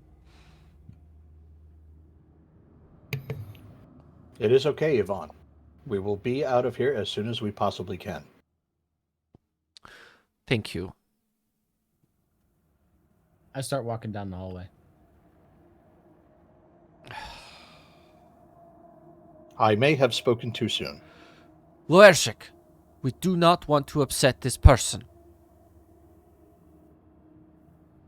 If you're going to investigate, on your way back, be stealthy about it. Or signal me somehow, okay? And I will distract them so you can come back into the room. Is that fair? That's fair. Be careful. Come with. They greeted me on the way in. They will notice if I'm not in the room and they get here. I should stay here. Okay. I I honestly don't believe that tall man gives a shit about what you look like and how many of us were here. Think about it this way. How many people do you think he interacts with on a day? And how many of those people do you think remembers? I walk to the top of the staircase. The staircase leads down to an iron-bound metal door with 9 locks on it.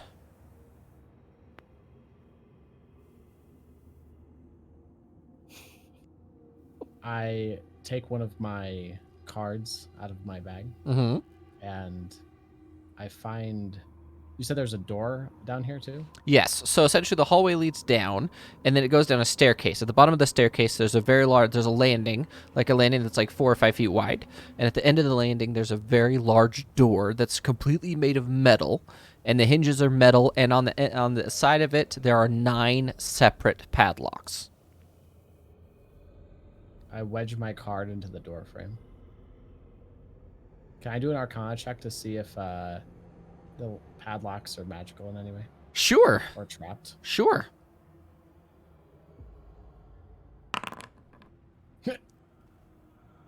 Just from looking them over, each of them are tempered, but inside. Like, as you're moving them around and looking for something specific, you don't know what magic is in there, but they do appear to be tempered on the inside. Okay. I walk back upstairs and head back to the office. Mm-hmm. It seems that they're hiding something. What do There's you a expect? door. They're literal slavers. The question is, Yeah. who are they hiding it from? Right? The most despicable people in the world are all here already together. Who are they hiding these things from? Right? I mean, given that they don't hide that they're slave traders, I'm curious to know what they're hiding behind a door with 6 magic padlocks. 9. There are 9. 9 magic padlocks. 9? Same number, upside down. I would be willing to bet it's a vast store of temper or similar material.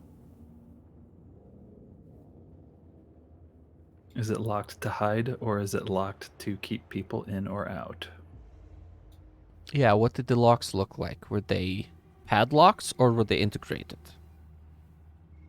They were. You said they were padlocks. Yeah. Right? They're padlocks. But it was dark down there. I didn't get a. If they were Yes, okay. integrated, I would be worried that they're keeping something in. But a separate lock mechanism means that there's nothing in there that should be able to break out. You Except understand? for, You imagine if it's temper. Why would a group of people be trading ash and goods made from ash when they have something that valuable behind a door? That's Ivan, good. what are we here to negotiate for? It's a funny thing. We are here to negotiate for temper. And it's literally, we are, Artstat has a vast amount of,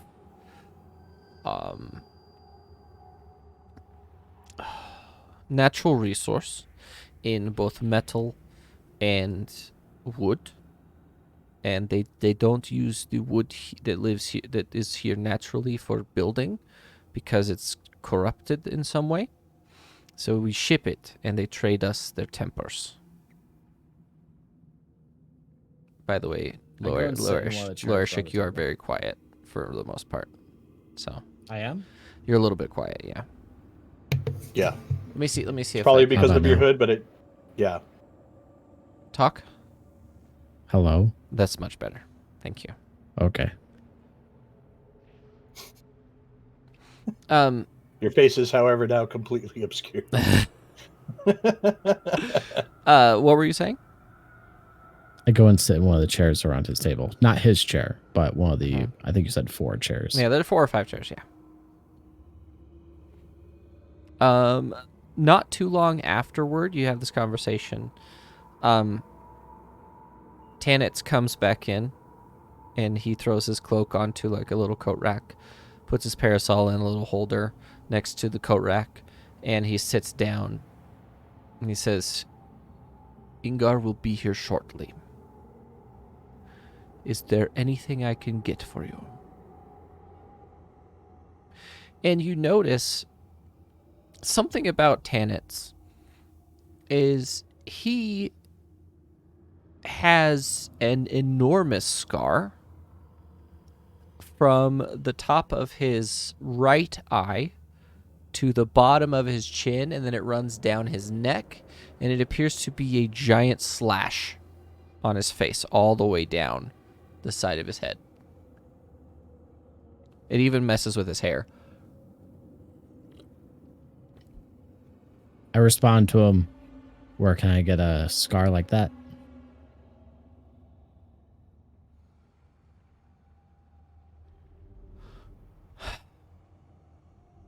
You find yourself as a child in a large ballroom, and you attempt to take a cake that doesn't, a piece of cake that does not belong to you, and one of your older relatives sees you, pulls out his rapier, and slashes you in one movement all the way down. That's how you achieve this. I'm sorry to hear that. Needless to say, I have learned my lesson. I'll buy you a cake next time we're out. That is not necessary. I appreciate it.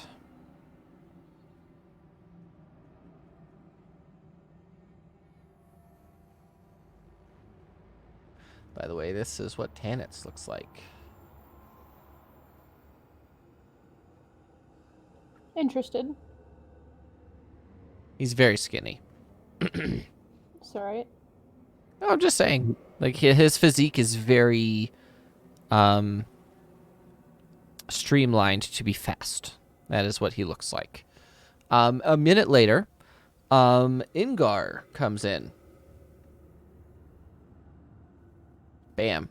There's Ingar. Let me zoom in so you guys can see. Any entourage?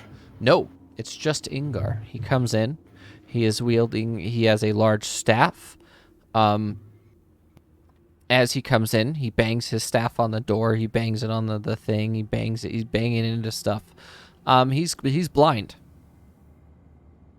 I look over to Evie and I say, I think we might need to buy you a belt the next time we're out. Your pants seem to be falling off.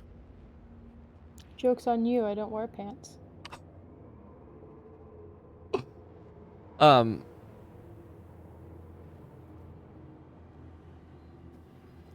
With that, Ingar sits down in a chair after he bangs it with his staff. He's like hitting it, literally everything. He's like hitting Lorishik's legs because he's sitting down. He's hitting people. Yvonne, where are you? Yvonne, where are you? Yvonne sort of walks over to him and grabs him by the hand. I am here. I'm here. Great.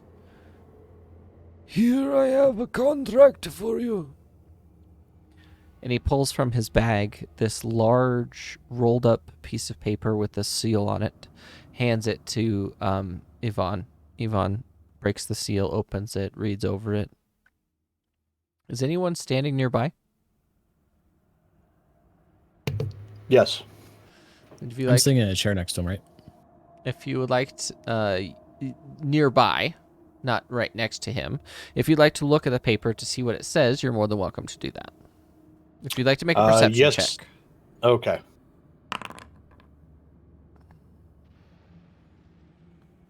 I'm going to do one as well if I can get my Good. mouse there. Can you not see? Are you good?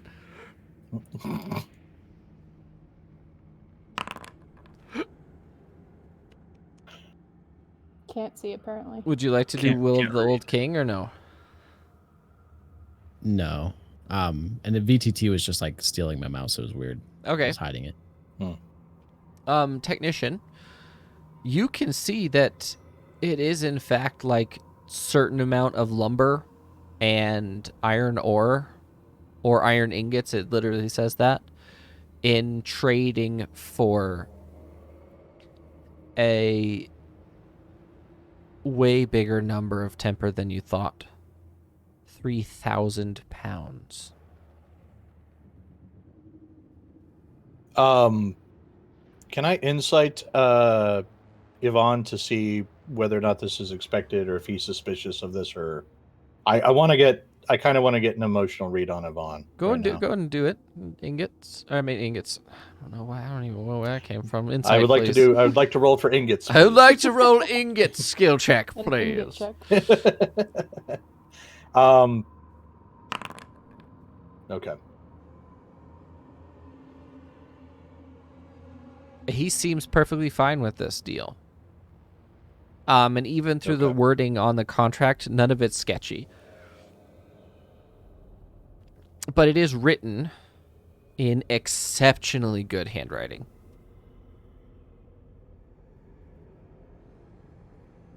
Rep is going to just sort of say blatantly to Yvonne, everything is fine with the contract then.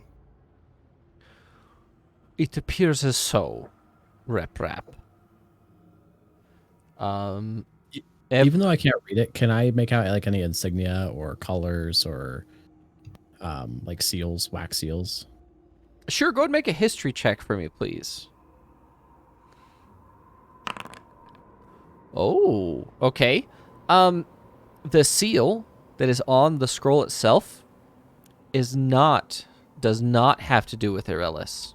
Doesn't have to do with the capital. It actually has no insignia on this paper whatsoever of Siltheim.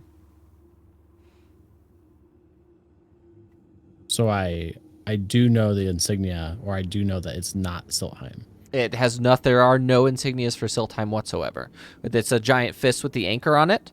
It is not there on anything. Even the wax seal that you can see, it doesn't have that on it. So is there no seals at all, or just no Soultime ones? There is a seal on it. You want to make a history check to see if you know what it is. The history check that Lorishik made actually points that the seal is for a specific group of vampires.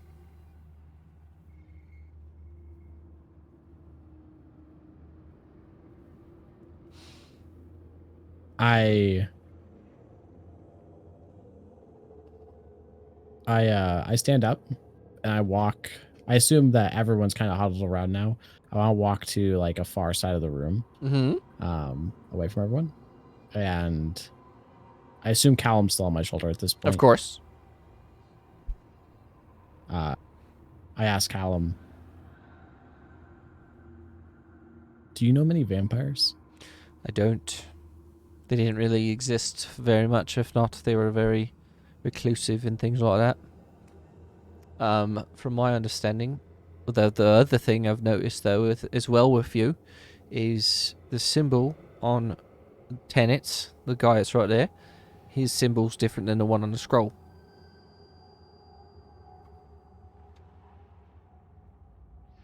Do you think the blind man is a vampire as well? No.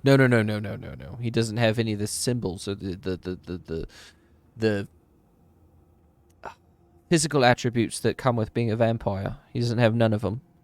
His skin is brown.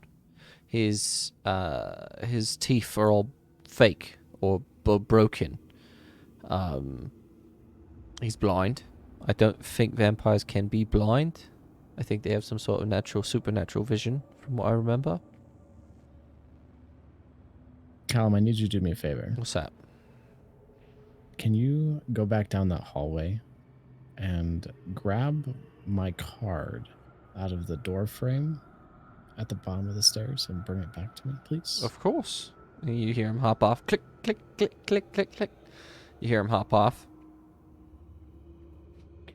Well, if we're settled here then, I believe we should go. I will sign this on behalf of the young king, and I'll return it to you, Mr. Nord, and we'll be on our way. If everything is fair with you. I believe it is. I believe so. Does anyone have anyone? Is anyone gonna say? Okay, go ahead, Lorishik. Do you guys have any food? And I like start to walk towards the hallway and like meander like a foot or two down the hallway. No. Just trying to buy time for Callum. We don't have food.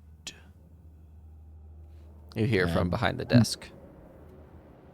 If you want food, go to the bazaar outside on the edge of the city. Thank you. I point down the hallway. Is the bazaar this way? I take a few more steps towards the... No, it's not. And he looks. You can definitely see he's like staring daggers into you. You must go outside, go south, and it will be on the edge of the city to the south. Yvonne, if you're finished, go. Yvonne looks at you, and he sort of glares at you, Lorishik. Rep is going to interrupt and address tenants directly. While we are here for trade, we had hoped to pay respects at the Temple of Mumbal. Could you please direct us?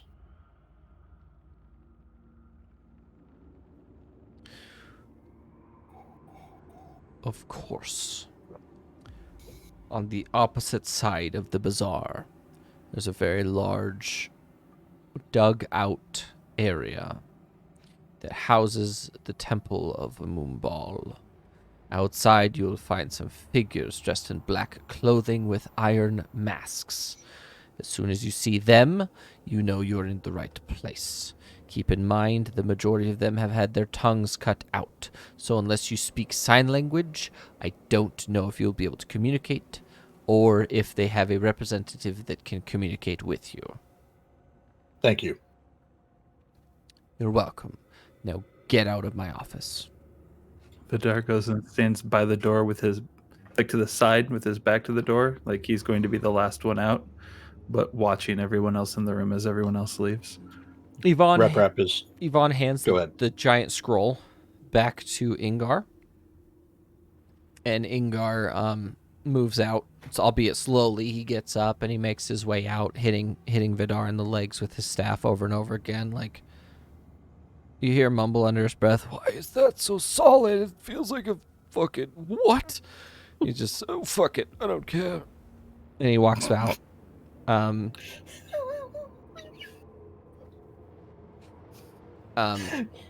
He walks out. Fuck it, I don't care, said the leader. Yeah, the leader of the slaves. He's like, "Fuck it, I don't Yeah. care." Well, he's an old man. He's very clearly a blind old He man. doesn't- You think he just He cares? doesn't have time for this shit. He's too old for this shit. Exactly. I gotcha. Yeah.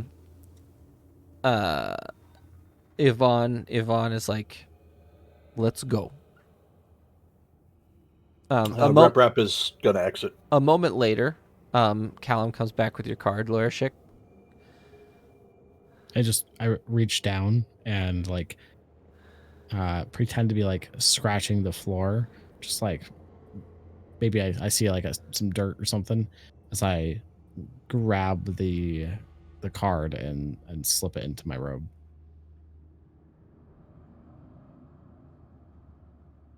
Okay. Evie, what are you doing? I'm gonna just stick near Yvonne and follow everyone out. You follow everyone out. And the second that you come outside, the whole area, everyone is just sort of sitting still, looking to the east.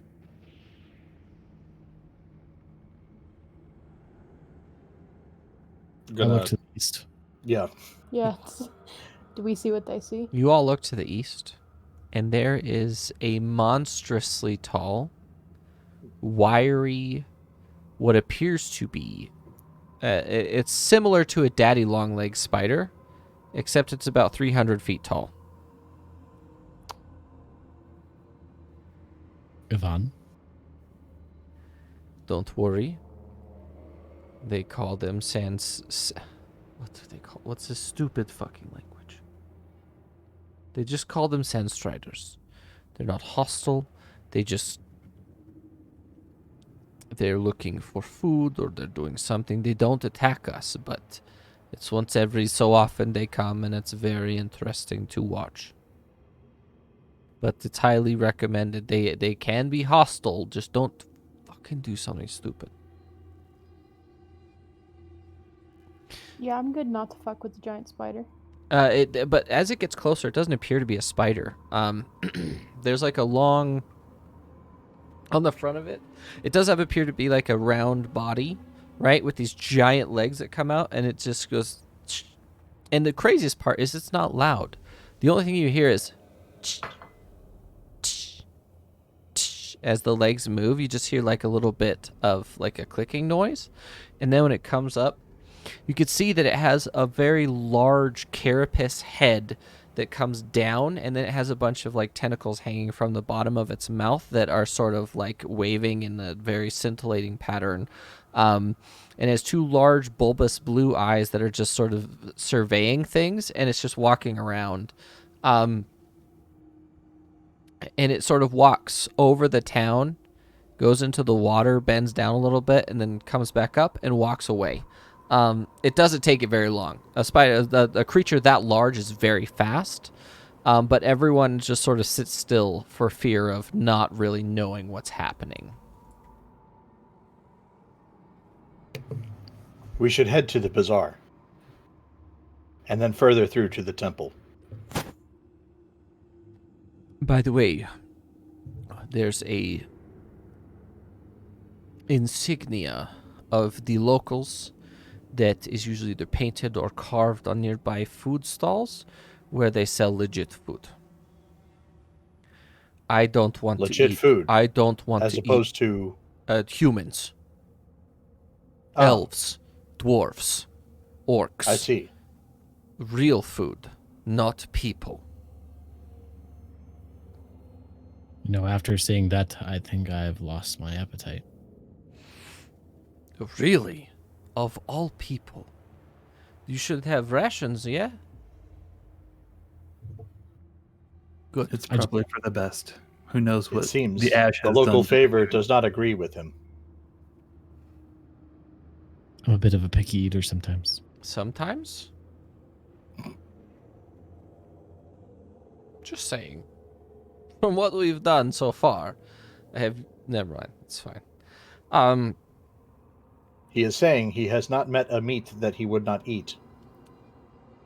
Except one, apparently. Well... I do like treats. Well, I believe that we should go to the Temple of Mumbal and try and find someone who can talk to us. Do not Indeed. bring out the eye. We're just asking. Yvonne, do you speak sign language? I do. Do you? Okay. I do not. I need you all to look at if I'm speaking to someone.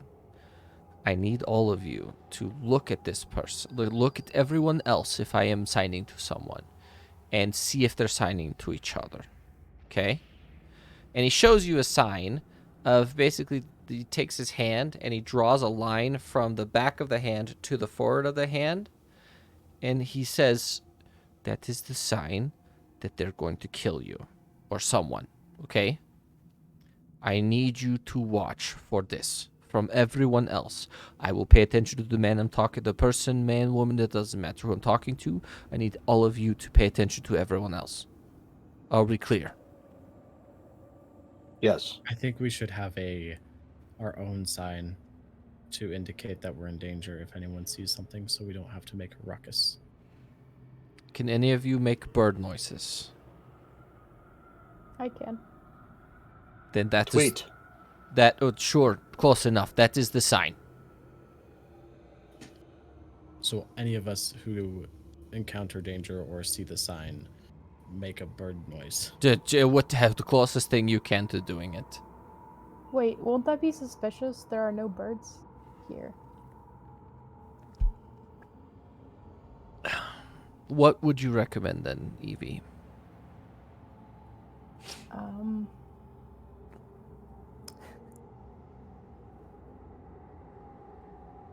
Because if you guys are not looking at each other and we do a hand sign, it's going to be issues.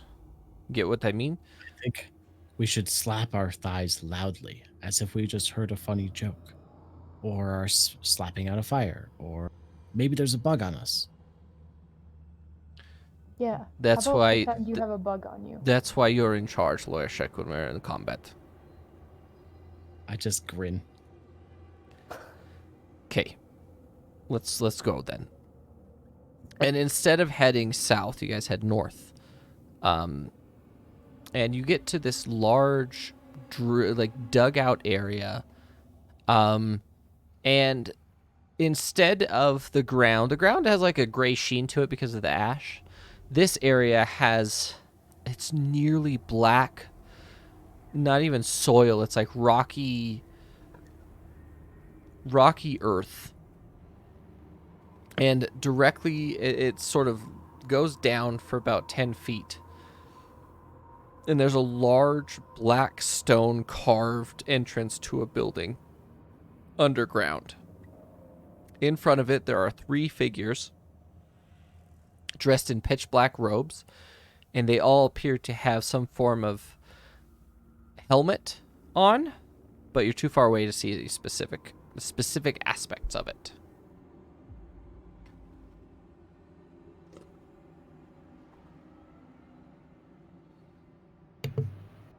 I believe these are the people that we need to talk to.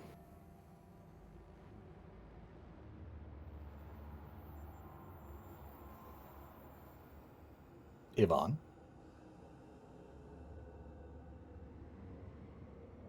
Yvonne is taking. Yvonne found some actual food on the way there and is snacking. Yep, got it. That is true. It was legit food, I thought. Yeah. I believe that we have to talk to them, but they don't have any insignia for higher ranking or anything like that. I will go attempt to communicate.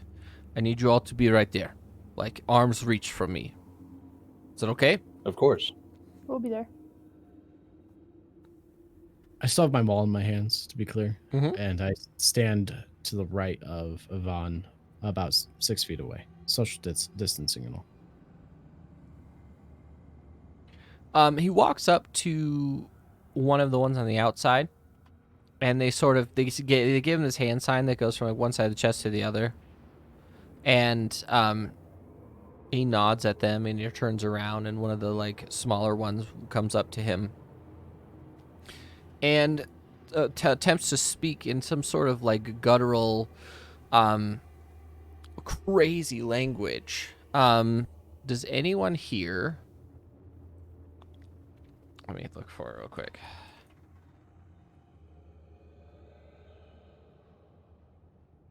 Is this the same language that the voice was speaking? Yes, it is. Because we already decided that I know that language, right? Yes, you do. You know the ancient language. He says to him, "What are you looking for?" Yvonne sort of signs back to him. Why no need to? Information.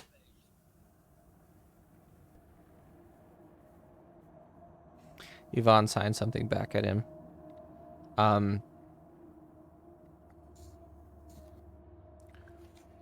What do you have? Exchange information.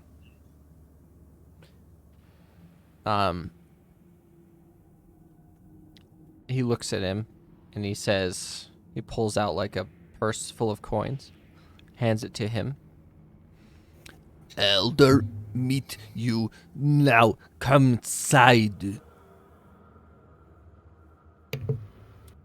Rep has been keeping an eye on everybody else. Is that going to be Make perception? an insight check for everyone. Insight, Everyone okay. that's not Vidar, you're watching this conversation, listening to it intently. Loershik and Evie and Technician, please make insight checks for me. They don't appear to be hostile. The weirdest thing, though, is that each of the people outside have sat incredibly still to the point where you are nervous about how still they have stayed the whole time. That is a good question. Is Defender still with you? Yes. Okay.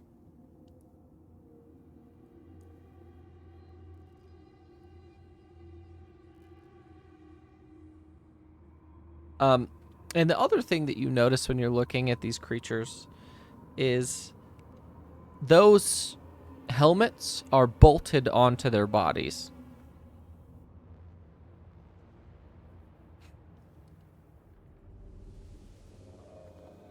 Do I notice any insignia on these guys that might match the vampire insignia that was on the scroll? Oh no, not at all. They don't really have any visible insignia or iconography that you could tell. Vidar starts walking forward when the guy says to come inside to meet the ancient or whatever he said, Mm-hmm. without even The waiting elder. for like a gesture or anything like that, and just hearing him say it, steps forward.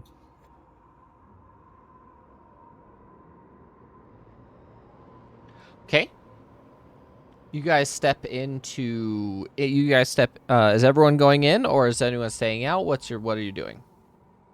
Yeah, I'll follow close Yeah. behind Vidar. I'm staying next to Yvonne. Okay. Also staying next to Yvonne. Yvonne makes his way inside, and you guys get in, and there's a large open area with these black stones paved, and at the very center of it, there's a large iron-bound like pit. At the very top of it, there's these really close together iron bars that go across it. They're more like plates that cover this pit. You can see in between them, and it's just very dark underneath. And directly in front of you, there's a bunch of torches and like braziers all around, lighting the whole room. And one of the there's another robed person that does not apparently have a mask or helmet, turns around and begins to appear. They appear to be floating towards you.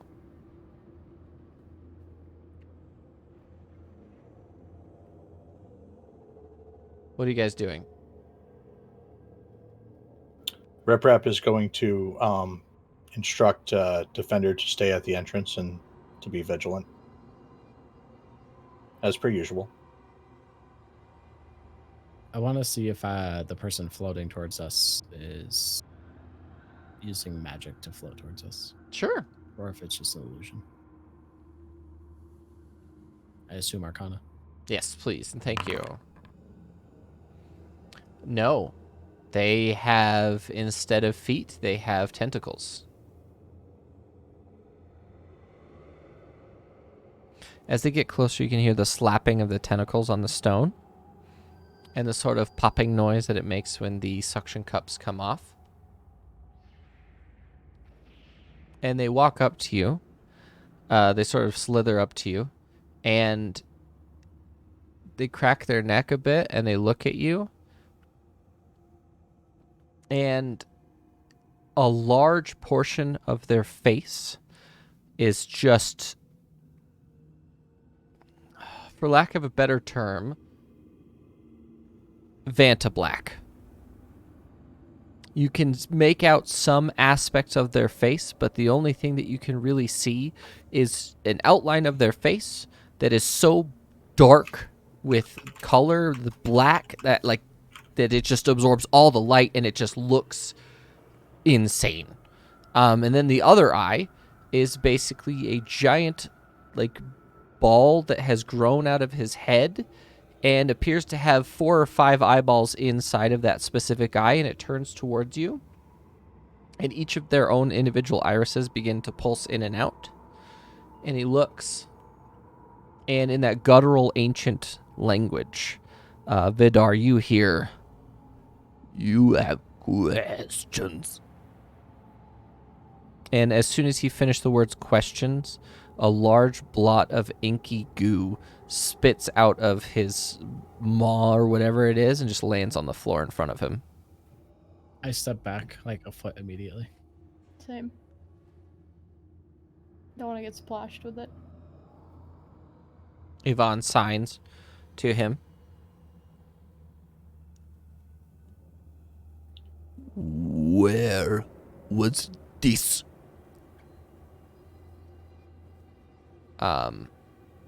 And you notice that one of his make a perception check. Evie, Loershik, and Technician. Vidar, you're sort of definitely concentrating on the conversation, right? Or are you looking at other stuff? I'm paying attention to the conversation. Evie, you notice that one of the tentacles on his feet, or where his feet are supposed to be, wipes up the black goo and sort of absorbs it. I'll kind of motion to Loershik and point at the tentacle that's sucking in the ink. I don't want to say anything because we're all in close quarters, but I need someone else to notice it. Under my breath, I say, "Spooky." "We do not associate with these people, ancient gods, and death cleric." No associate. I look around the room to see if anyone's making any suspicious gestures. Everyone around the room, there's 6 people around the room, and none of them have moved at all since you've been in here. I accidentally drop my maul on the ground and attempt to make a loud bang to see if I can startle any of them. You drop your maul, and all 6 of them crawl up onto the ceiling. And it becomes very apparent that they are undergoing some sort of change because some of them are able to use their hands and some of them use these gigantic tentacles that their body parts have warped into. I slowly reach down to pick up my maul and pull it forward and kind of scratch my shoulder just a little bit as to signal to Callum. I want him to Nope. look at what's going Nope. Nope. Nope. Not with a fucking 10-foot stick. Hell no.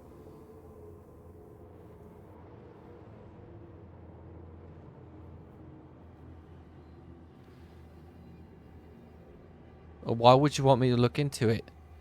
This is literally the creepiest fucking thing I've ever seen. I don't respond because I don't want to cause any Just concern. nod and tell me that you've heard it. Do you nod back at him? I do. I don't trust it. Primarily because that one's looking at me. And he sort of like nods toward it and you look. And one of them has this sort of like glowing like silhouette underneath his mask. And it is strangely visible that he's looking at Callum. I quickly open the bag and look over at Evie and tap my leg like furiously. We need to go. He hops in the bag and you hear from your bag, we need to leave right now. Right now. Like right now.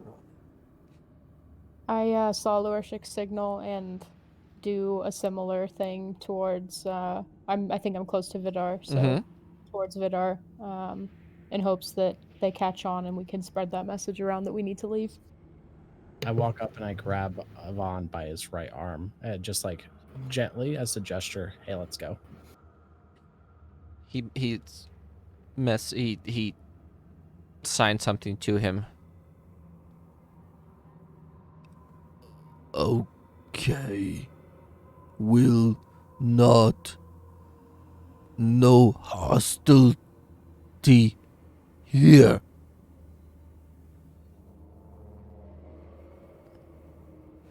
And Can I do an insight check? Yes, sure. Go ahead, make an insight check, please. At advantage. Just roll another one, see if it gets higher.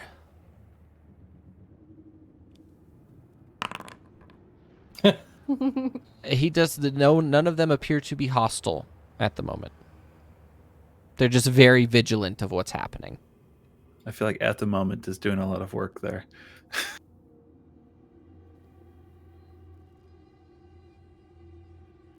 Reprap is going to sort of nod his head respectfully and just say thank you.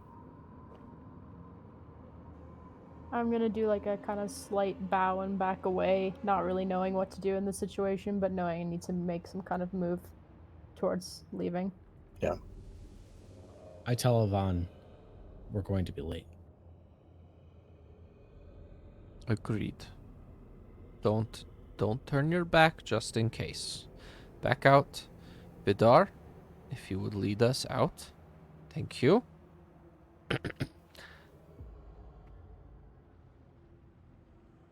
You guys leave this temple and you back out and you get out of the pit, the sort of dugout pit. You walk away and Yvonne looks at you guys and goes, I genuinely thought this place could not get any worse. And it did. That was the most horrifying thing I've ever seen. So in his travels, maybe Rep has come across one of these before and might know what it is. Unlikely, but I'll let you roll for it. See if you know. What would you like? History. Let's do history. Nope. Nope. No. And the other thing that you realize is you've never heard of it. Like, it's not in your repertoire. It's not. You just have no idea. That was a fascinating interaction. I don't know what they're called, but Squid Man. Vidar asks Ivan, what was it that you were asking? He said that they weren't associated with the clerics of Moonball. No, I believe his direct response was I asked him if he knew about cultists or worshippers of Moonball in the Verdengard. I was just asking, do you know if there are any in Verdengard? And he responded, no. That they may be unassociated. I don't know.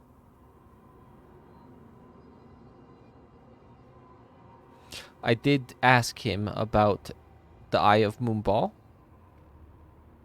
and I didn't understand what he said.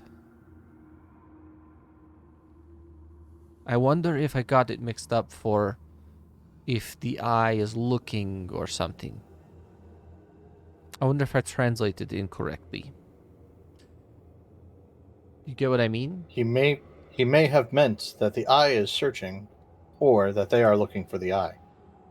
It could be many things, and that's the issue with communicating with these people that don't speak normal language, or they're apparently, in this case, physically incapable. Is I don't understand. And it's very frustrating for someone who talks to people for a living. I don't know which part he was necessarily talking about, but I kind of give a quick recap of my translation to make sure, like compare notes to make sure that Ivan fully understands what it is that was said. Thank you, Vidar. It's great to have someone else who speaks the language. I can't physically speak it, but I understand it. I think we should leave. I think we should go anywhere but here. Literally anywhere. Where do you need to go next, Ivan? He takes out he's like, let's get out of the ash. It's making me itchy. And all of you have noticed that the whole time you've been here, you have been a little itchy, like a little irritated on your skin. Not a lot, but enough that it's really frustrating.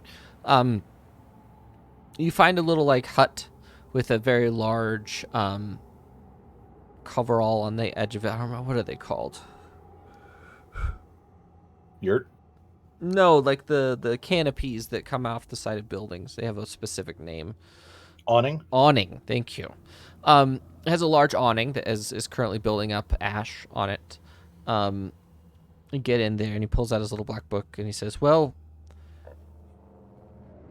I believe the next step is the last and final step, actually, is meeting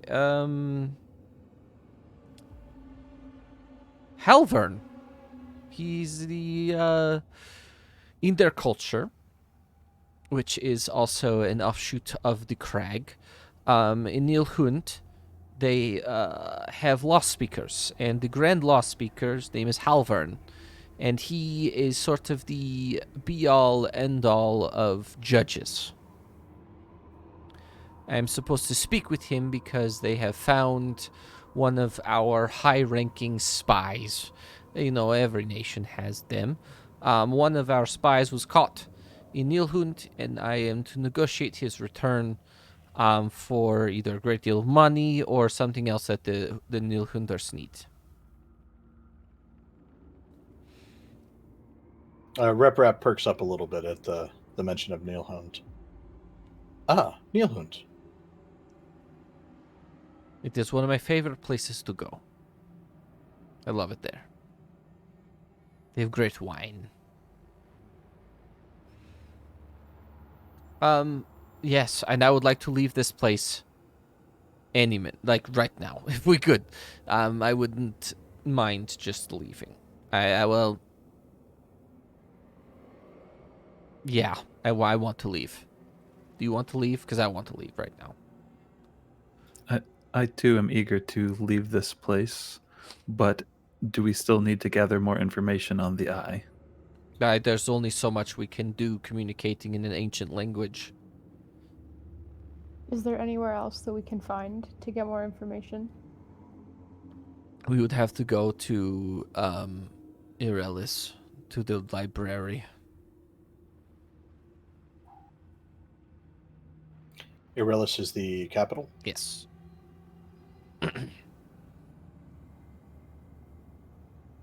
I think we should go. Would it be possible for me to speak with the elder if it is safe for us to go back in? Do you want to risk it?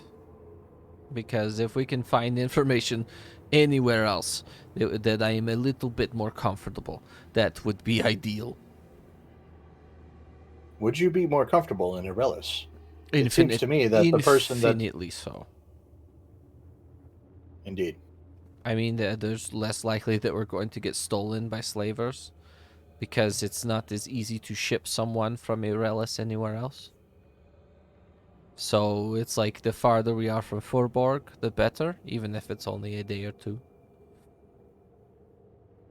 Is there as much ash in Aurelis? There's not. It's significantly lower. Then it's already better than here. It does make sense to check for more information at the Library of Irelis. True. That way we can see the Ashen Hall as well. And when he says the Ashen Hall, Loershik, that is the physical location of that vampire clan's insignia on the scroll that was talking about the trade for temper.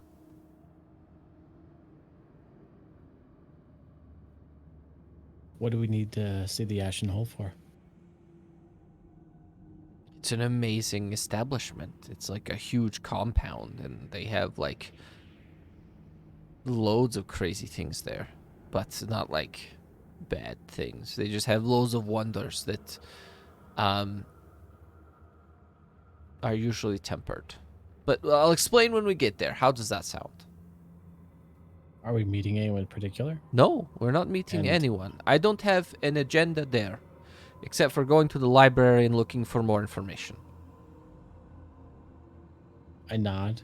I kind of look over to Evie as to suggest that I don't really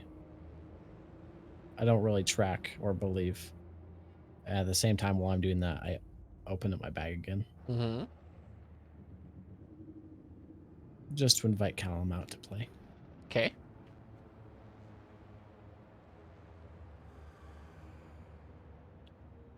Just so I know, that motion was to tell me that you don't trust what part that there's no agenda in the capital, or that it's not the place we should go. That there's no agenda. That I just am cause it. I have pause as to what Yvonne was just telling me. That I don't believe him.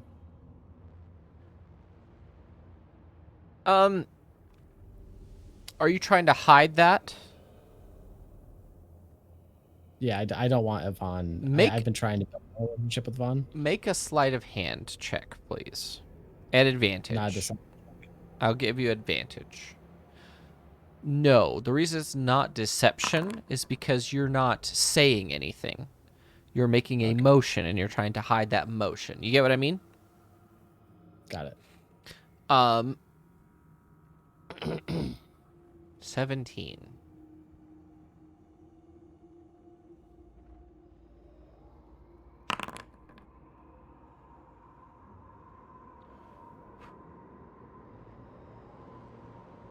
He does not appear to have seen it. Okay.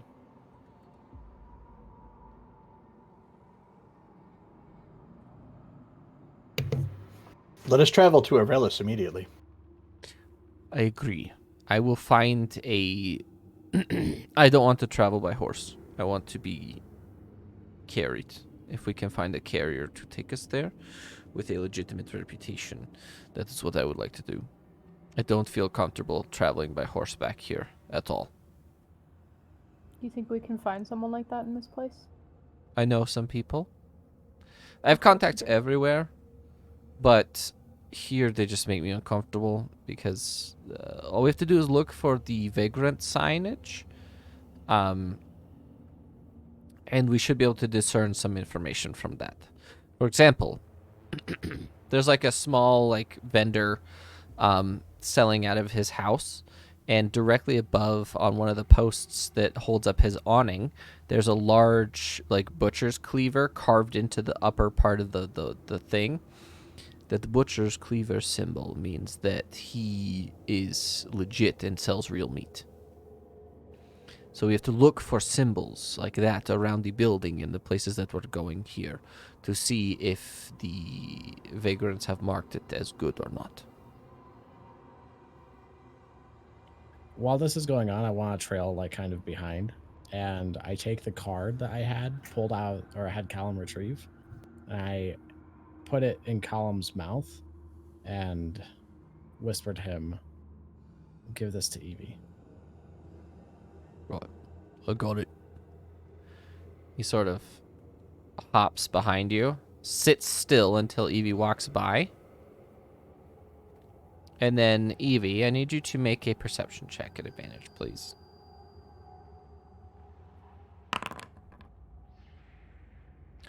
You feel something hopping up your leg, but you don't see it.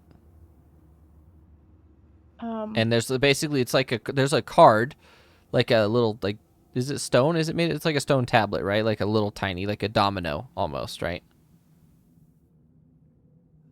Are you muted? No, what happens with was the me. tablet? Like, Okay. where is it? It's just Yeah, it's just it- literally floating up your leg. Okay. I'm not gonna make a scene, but since I felt something, I kind of like jump up a little bit and try and see what it is. Do I see this stone tablet going up my leg? Mm-hmm. Where is it on its way to? May I ask? Your hand.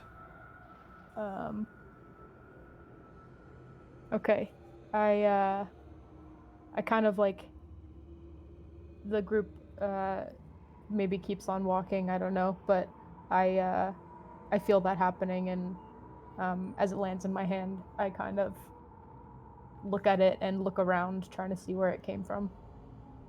I look back at Evie and just give her a really bad wink.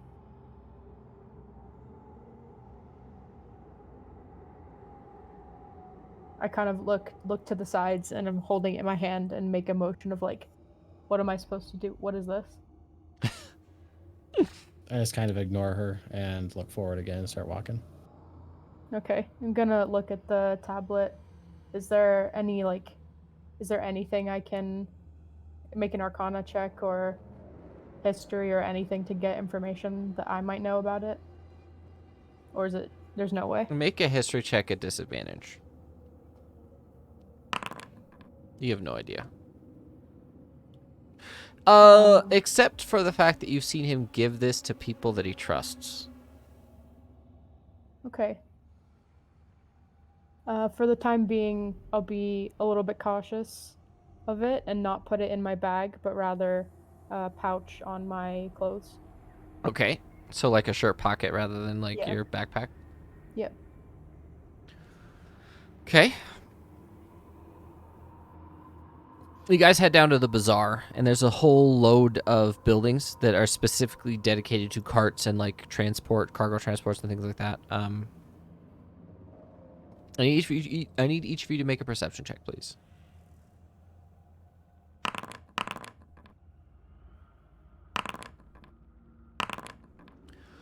Loershik, you notice that one out of the probably 10 of these cargo transports has a sort of nautical steering wheel carved into one of the boards directly, like the sign that shows like what the actual thing is. On that sign, there's like a nautical, like a steering wheel carved into it. Hey, Yvonne, Yes. is there any chance that this leprosy might happen to be tentacled in nature?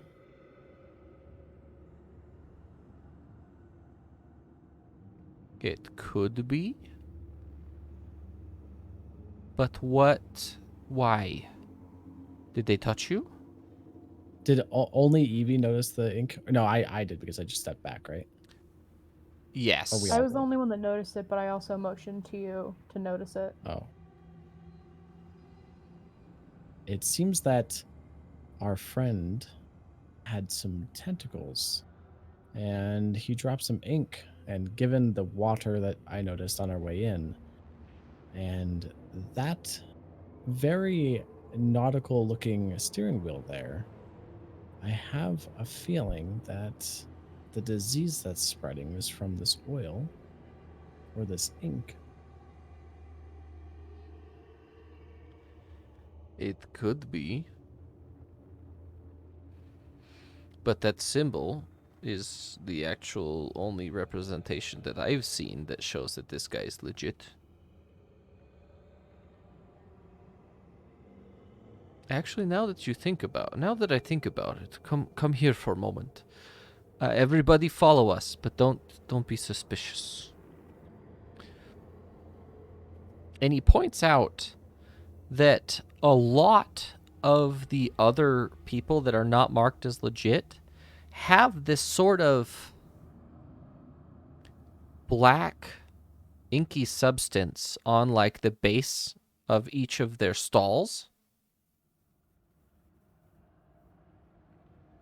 that's barely visible. Most of the time it's covered in like dirt or sand or whatever is nearby. But for the most part, they have like a thin film on the baseboards and like the very bottom of the buildings that's just black. Is that the same texture? Does it look the same? Mm-hmm. We need to go back to that one that you saw because there was no ink on it, right? So we need to leave, like right now. There's something huge going on here, and I don't want to be here. I agree. Agreed. So we have to leave now. And he begins to walk very quickly back to the one stall that you found the nautical symbol on. And he goes up to the guy. How quickly can you get us to Aurelis? The guy looks at him and says, Get you there tonight. Tonight? Late this evening or tomorrow? Which one would you like? It's more expensive for tonight, but less expensive for tomorrow. he says, get us there tonight and I give you 100 gold right now. And he literally runs out to the horses and pulls up like this carriage and everyone make another perception check for me, please. I'm sorry about the perception checks, but there's like obviously There's a lot to perceive. There's a lot to perceive. Holy shit. For the first time, everyone but technician. Yep. This is not a normal carriage. This is like a machined, fully fitted machine of a carriage. It's actually like full metal. There's loads of like wooden parts on it that make it a little bit softer and stuff like that. But this is going to be fast as shit. In addition to that, you notice that it's actually tempered as well. You're not really sure the nature of the tempering, but it is tempered. He looks at you and says, get in. I definitely want to get out of here, so I'm hopping Yeah. right in. Rep is following the group. He gets in. All right. You get into the cart, and it is gorgeous inside. It's like got all leather inside. The cart looked like it could only fit 2 people, but it appears that it is a pocket dimension inside of this cart.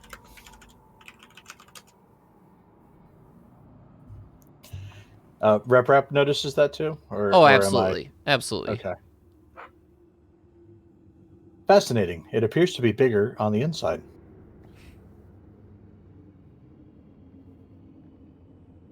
You got to do the TARDIS joke. Obviously, you got to do the TARDIS joke. As soon as you guys reach, hold on, sorry, I'm dealing with something real quick. You guys get inside, and it feels like no time at all passes, and the door opens. The door swings open, and the driver looks inside. He says, "We're here."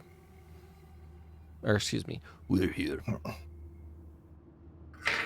and Yvonne hands him a small pouch of money.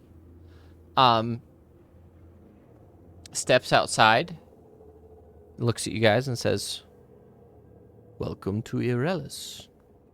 To the friend, where's the library?" He points at this massive, probably 10-story, dark gray building. That on the very front of it just has a large wooden book, a large carved wooden book statue directly in front on the ground. It'd be hard to miss that. You'd think so.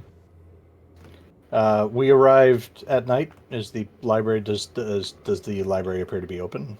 It does, actually. Oh, okay. We should start our research immediately. I agree. Let's go. Vidar, would you mind leading the way? Of course.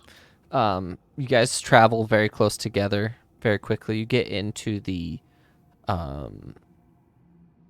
library, and the first thing that you smell is ancient tomes and like paper. For some of you, it probably smells fantastic. Technician, for you, well, just because you can't breathe doesn't mean you can't smell. That's the thing. I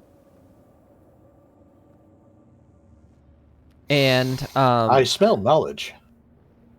Where are you looking specifically? Are you going to ask the person at the front desk? Like, what is your plan?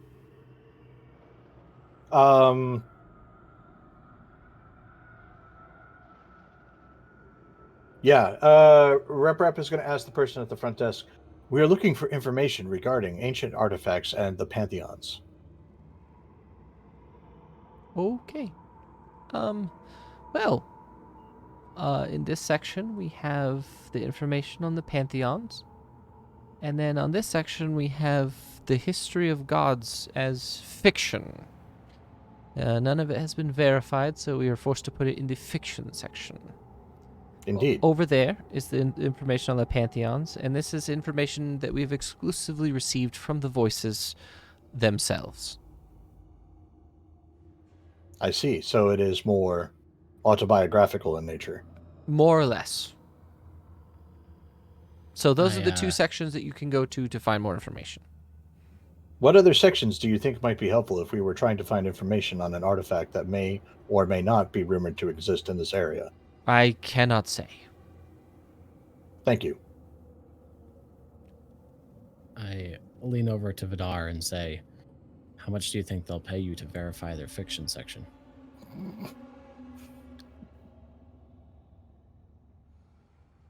And I kind of slightly look back at him like, I slept through most of the time.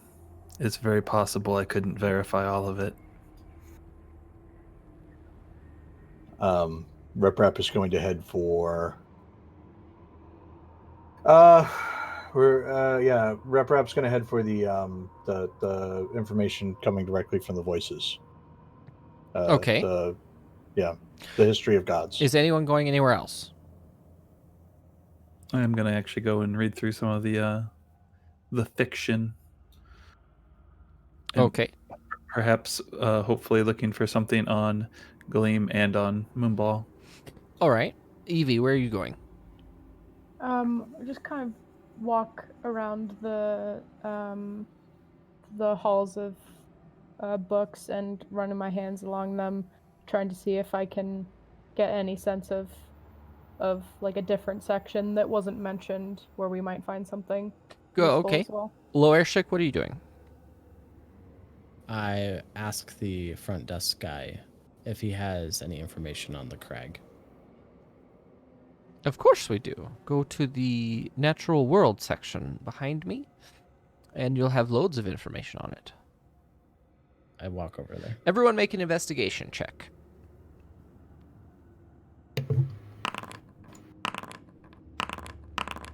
Oh my god. Rough. Loershik, you find a book on the crag. What information are you looking for specifically? Cities. Are you looking for your cities or for the regular cities?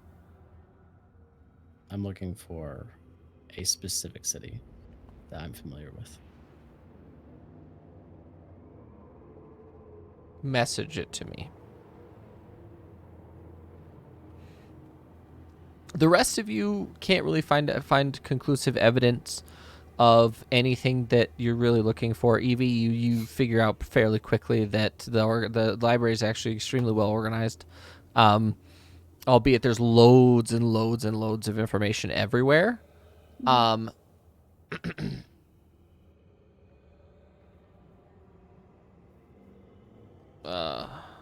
on.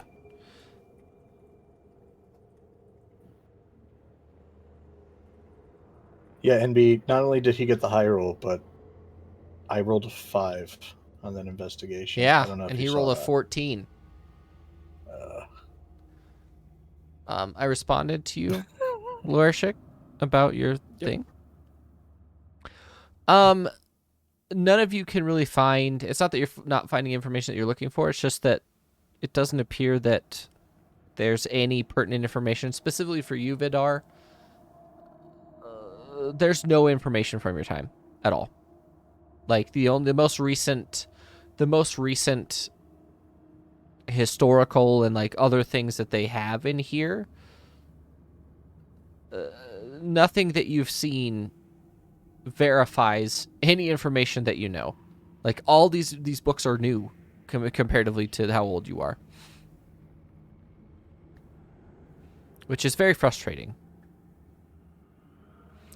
And Technician, you look for a long time, but there's not a single mention of Moonball in any of this. In any book that you skim through, I assume that he's a fast reader. Yeah. You're looking through stuff, and there is never a single mention of Moonball. All right, Rep Rap is going to head back up to the front desk. Excuse me, you are an academic, correct? I am, or at least I try to And be. it is it true that academics usually travel in circles together? Yes. I am looking for information specifically on Moonball. Your library seems to be lacking. Could you point me in the direction of somebody that might have more information? He looks a little bit uncomfortable. The information that you're looking for is in the hands of very specific circles that will not release it ever. I am not in those circles, and I personally do not know anyone in those circles, and I don't want to know anyone in those circles. Are you catching my drift? I understand. And as a personal recommendation, you should stay away from those circles as well. Do not take this the wrong way, but I find myself more full of bravery than you appear to. And I'm happy that you have that. Okay, just gonna walk off and keep perusing the autobiographies of very vain gods who have had their voices write books on their behalf. Yep. I want to look around for a section on like cults or clans or whatever, Go ahead and and make. see if I can spot the insignia from the other vampire. Sure, group. go ahead and make an investigation check, please. If anyone's looking for any other information, let me know. Does anyone else have a mission, or is it just... I want to go to the person at the desk and ask about stone tablets from lizard folk.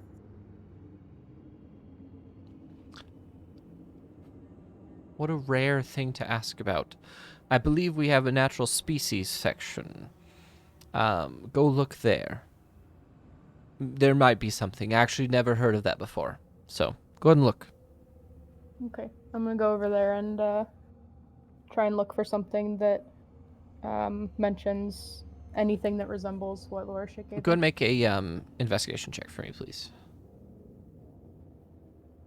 Please. Nice. You find a very small, nearly pamphlet-sized piece of paper that has, in a language you don't understand, a bunch of writing on it, but you can match a handful of symbols from the tablet to this sort of pamphlet and flyer. Can I tell at all, like, what the nature of the creation of the pamphlet flyer Not was? at all. Like, the intention? The problem is this is written in a dialect and completely different language structure. You don't understand anything about this. And I don't even know what language it is. Not at all. Okay. If you want to make a history check, you might know it. You might know what it Of it. could be. Alright. It's Draconic. Thanks. With that roll, I'm just going to tell you straight up that you know it's Draconic, or a variation of Draconic. Okay, cool. I'll hang on to the book for a second and kind of just walk to find where people are, where the group is. The group has conglomerated in the main hall, telling each other about how the fact that they haven't found shit. Even Yvonne is like, there does not appear to be any information on this moonball anywhere. I don't. Any of you have any of you had any luck? According to the academic at the front desk, there are circles that have taken all of the knowledge on Mumbal and hoarded it. He is not associated with these circles. You are associated with everybody. I imagine you might know somebody, willingly or unwillingly, who is associated with those circles. But that would seem to be our only further course of action on the subject. Unless we were to get very lucky. That is potentially an issue. Because I don't know. I might. There's a handful of characters I might know who could possibly be involved in something like this. But they would actually, surprisingly, ironically, are in Nilhund. I wonder if the vampire group you made a deal with might have any information on Moonball. Oh, someone is perceptive. No. The Ashen Hall does not involve themselves with Moonball. Because they don't care for tentacles and other dark things. That I know of. I've dealt with them before. And since Siltheim is sort of reprehensible, I did lie. I will admit that. I did come here to speak to the Ashen Hall and not Siltheim, because Siltheim is a bunch of despicable people. That I came here to make a deal with the vampires because they have many more resources that are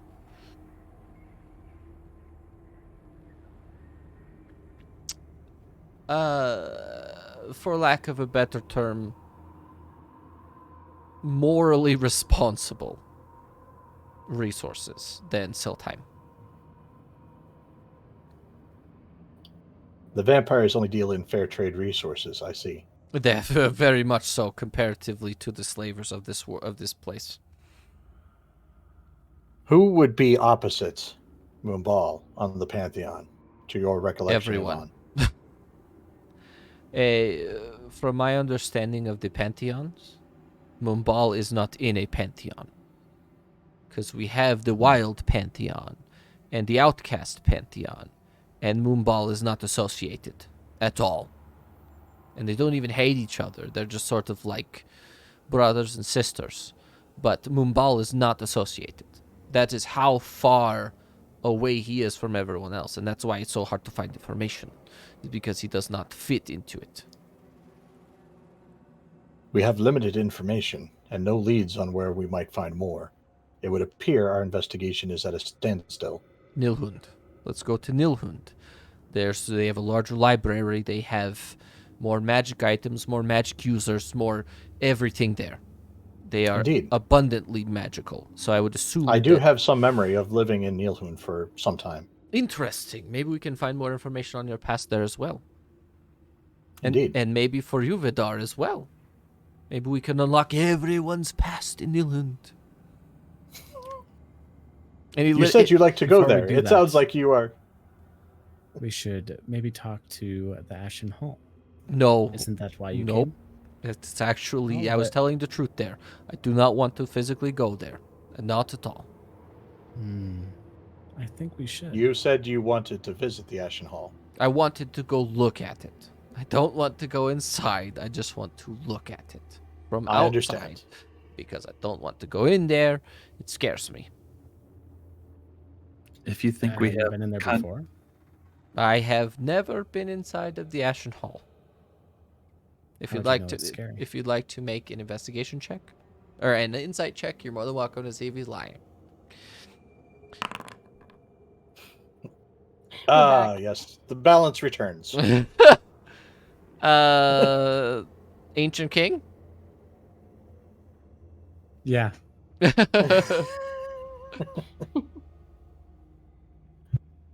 Will of the Old King. Go and roll another insight.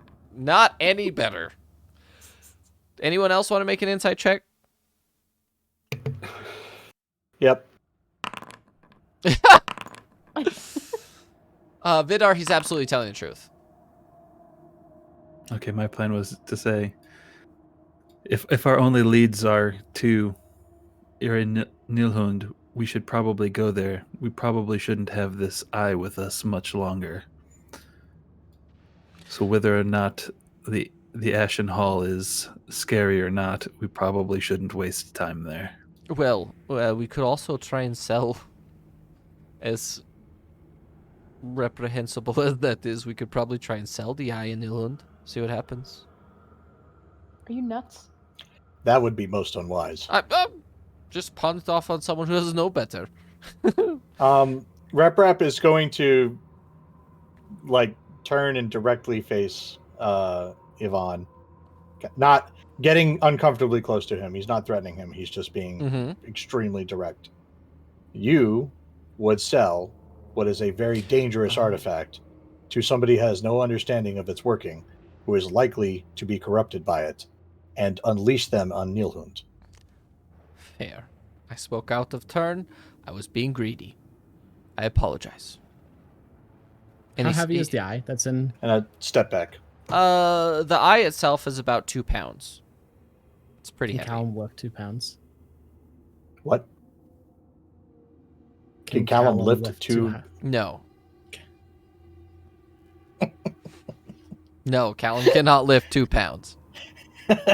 Can he drag? 2 No, pounds? he can't drag 2 pounds. Let me offer a different perspective here. It's baseball sized. If you can fit a whole baseball in your mouth right now, It's a then skull. you might have an argument. It's a skull, yeah. Not bound by. I want to see it bite a baseball. I really I do. would love to see that too. I don't have a baseball. Well, there you go. Um, Do you have an obsidian eye with a tempered iris? as you guys are sitting there, Yvonne looks at you and he says, "Well, luckily, Irelis to the northwest has a sort of individual dock where they bring supplies. I believe we should be able to charter a ship there instead of having to go all the way back to Forborg. I do have a contact here as well. If you guys are okay with this, we could just leave now. and make our way to. Well, if you would, if you would still like to observe the Ashen, the Nope. Ashen Hall. Nope. I'm completely fine with just leaving. I'm actually okay with it. I prefer if we just leave now. I'm tired of being here. You do not do well with libraries. No, I don't. Okay. Yes. Let us charter a. All Get right. a hold of your contact, Yvonne. Let us charter a boat. Okay. I told the driver to wait outside for us in case we needed to go somewhere else. And let's go meet him. I will pay him additionally, and then we could just get out of here. You guys walk out, and the carriage driver is still outside the library. He actually met you here. You guys all hop inside, and he basically drives you northwest to this small little port town, not even on the map, where he gets this small little dinky boat. And you guys make your way to Nilhund. And that is where we're going to leave this episode of Soulforged. I hope everyone had a great time. I had fun watching everyone squirm in their seats because it was funny. I hope everyone has a great week. I will see you tomorrow morning for Steel Horizons, I think. If not, I will say something. I should say something in Discord. If you want to follow me, if you want to hit up the Discord, I hope this works still. It does not work anymore because I changed things.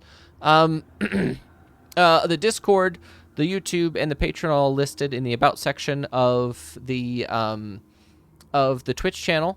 I appreciate you guys. Everyone have a great week, and I will see you tomorrow. Have a great day. Where is that Patreon?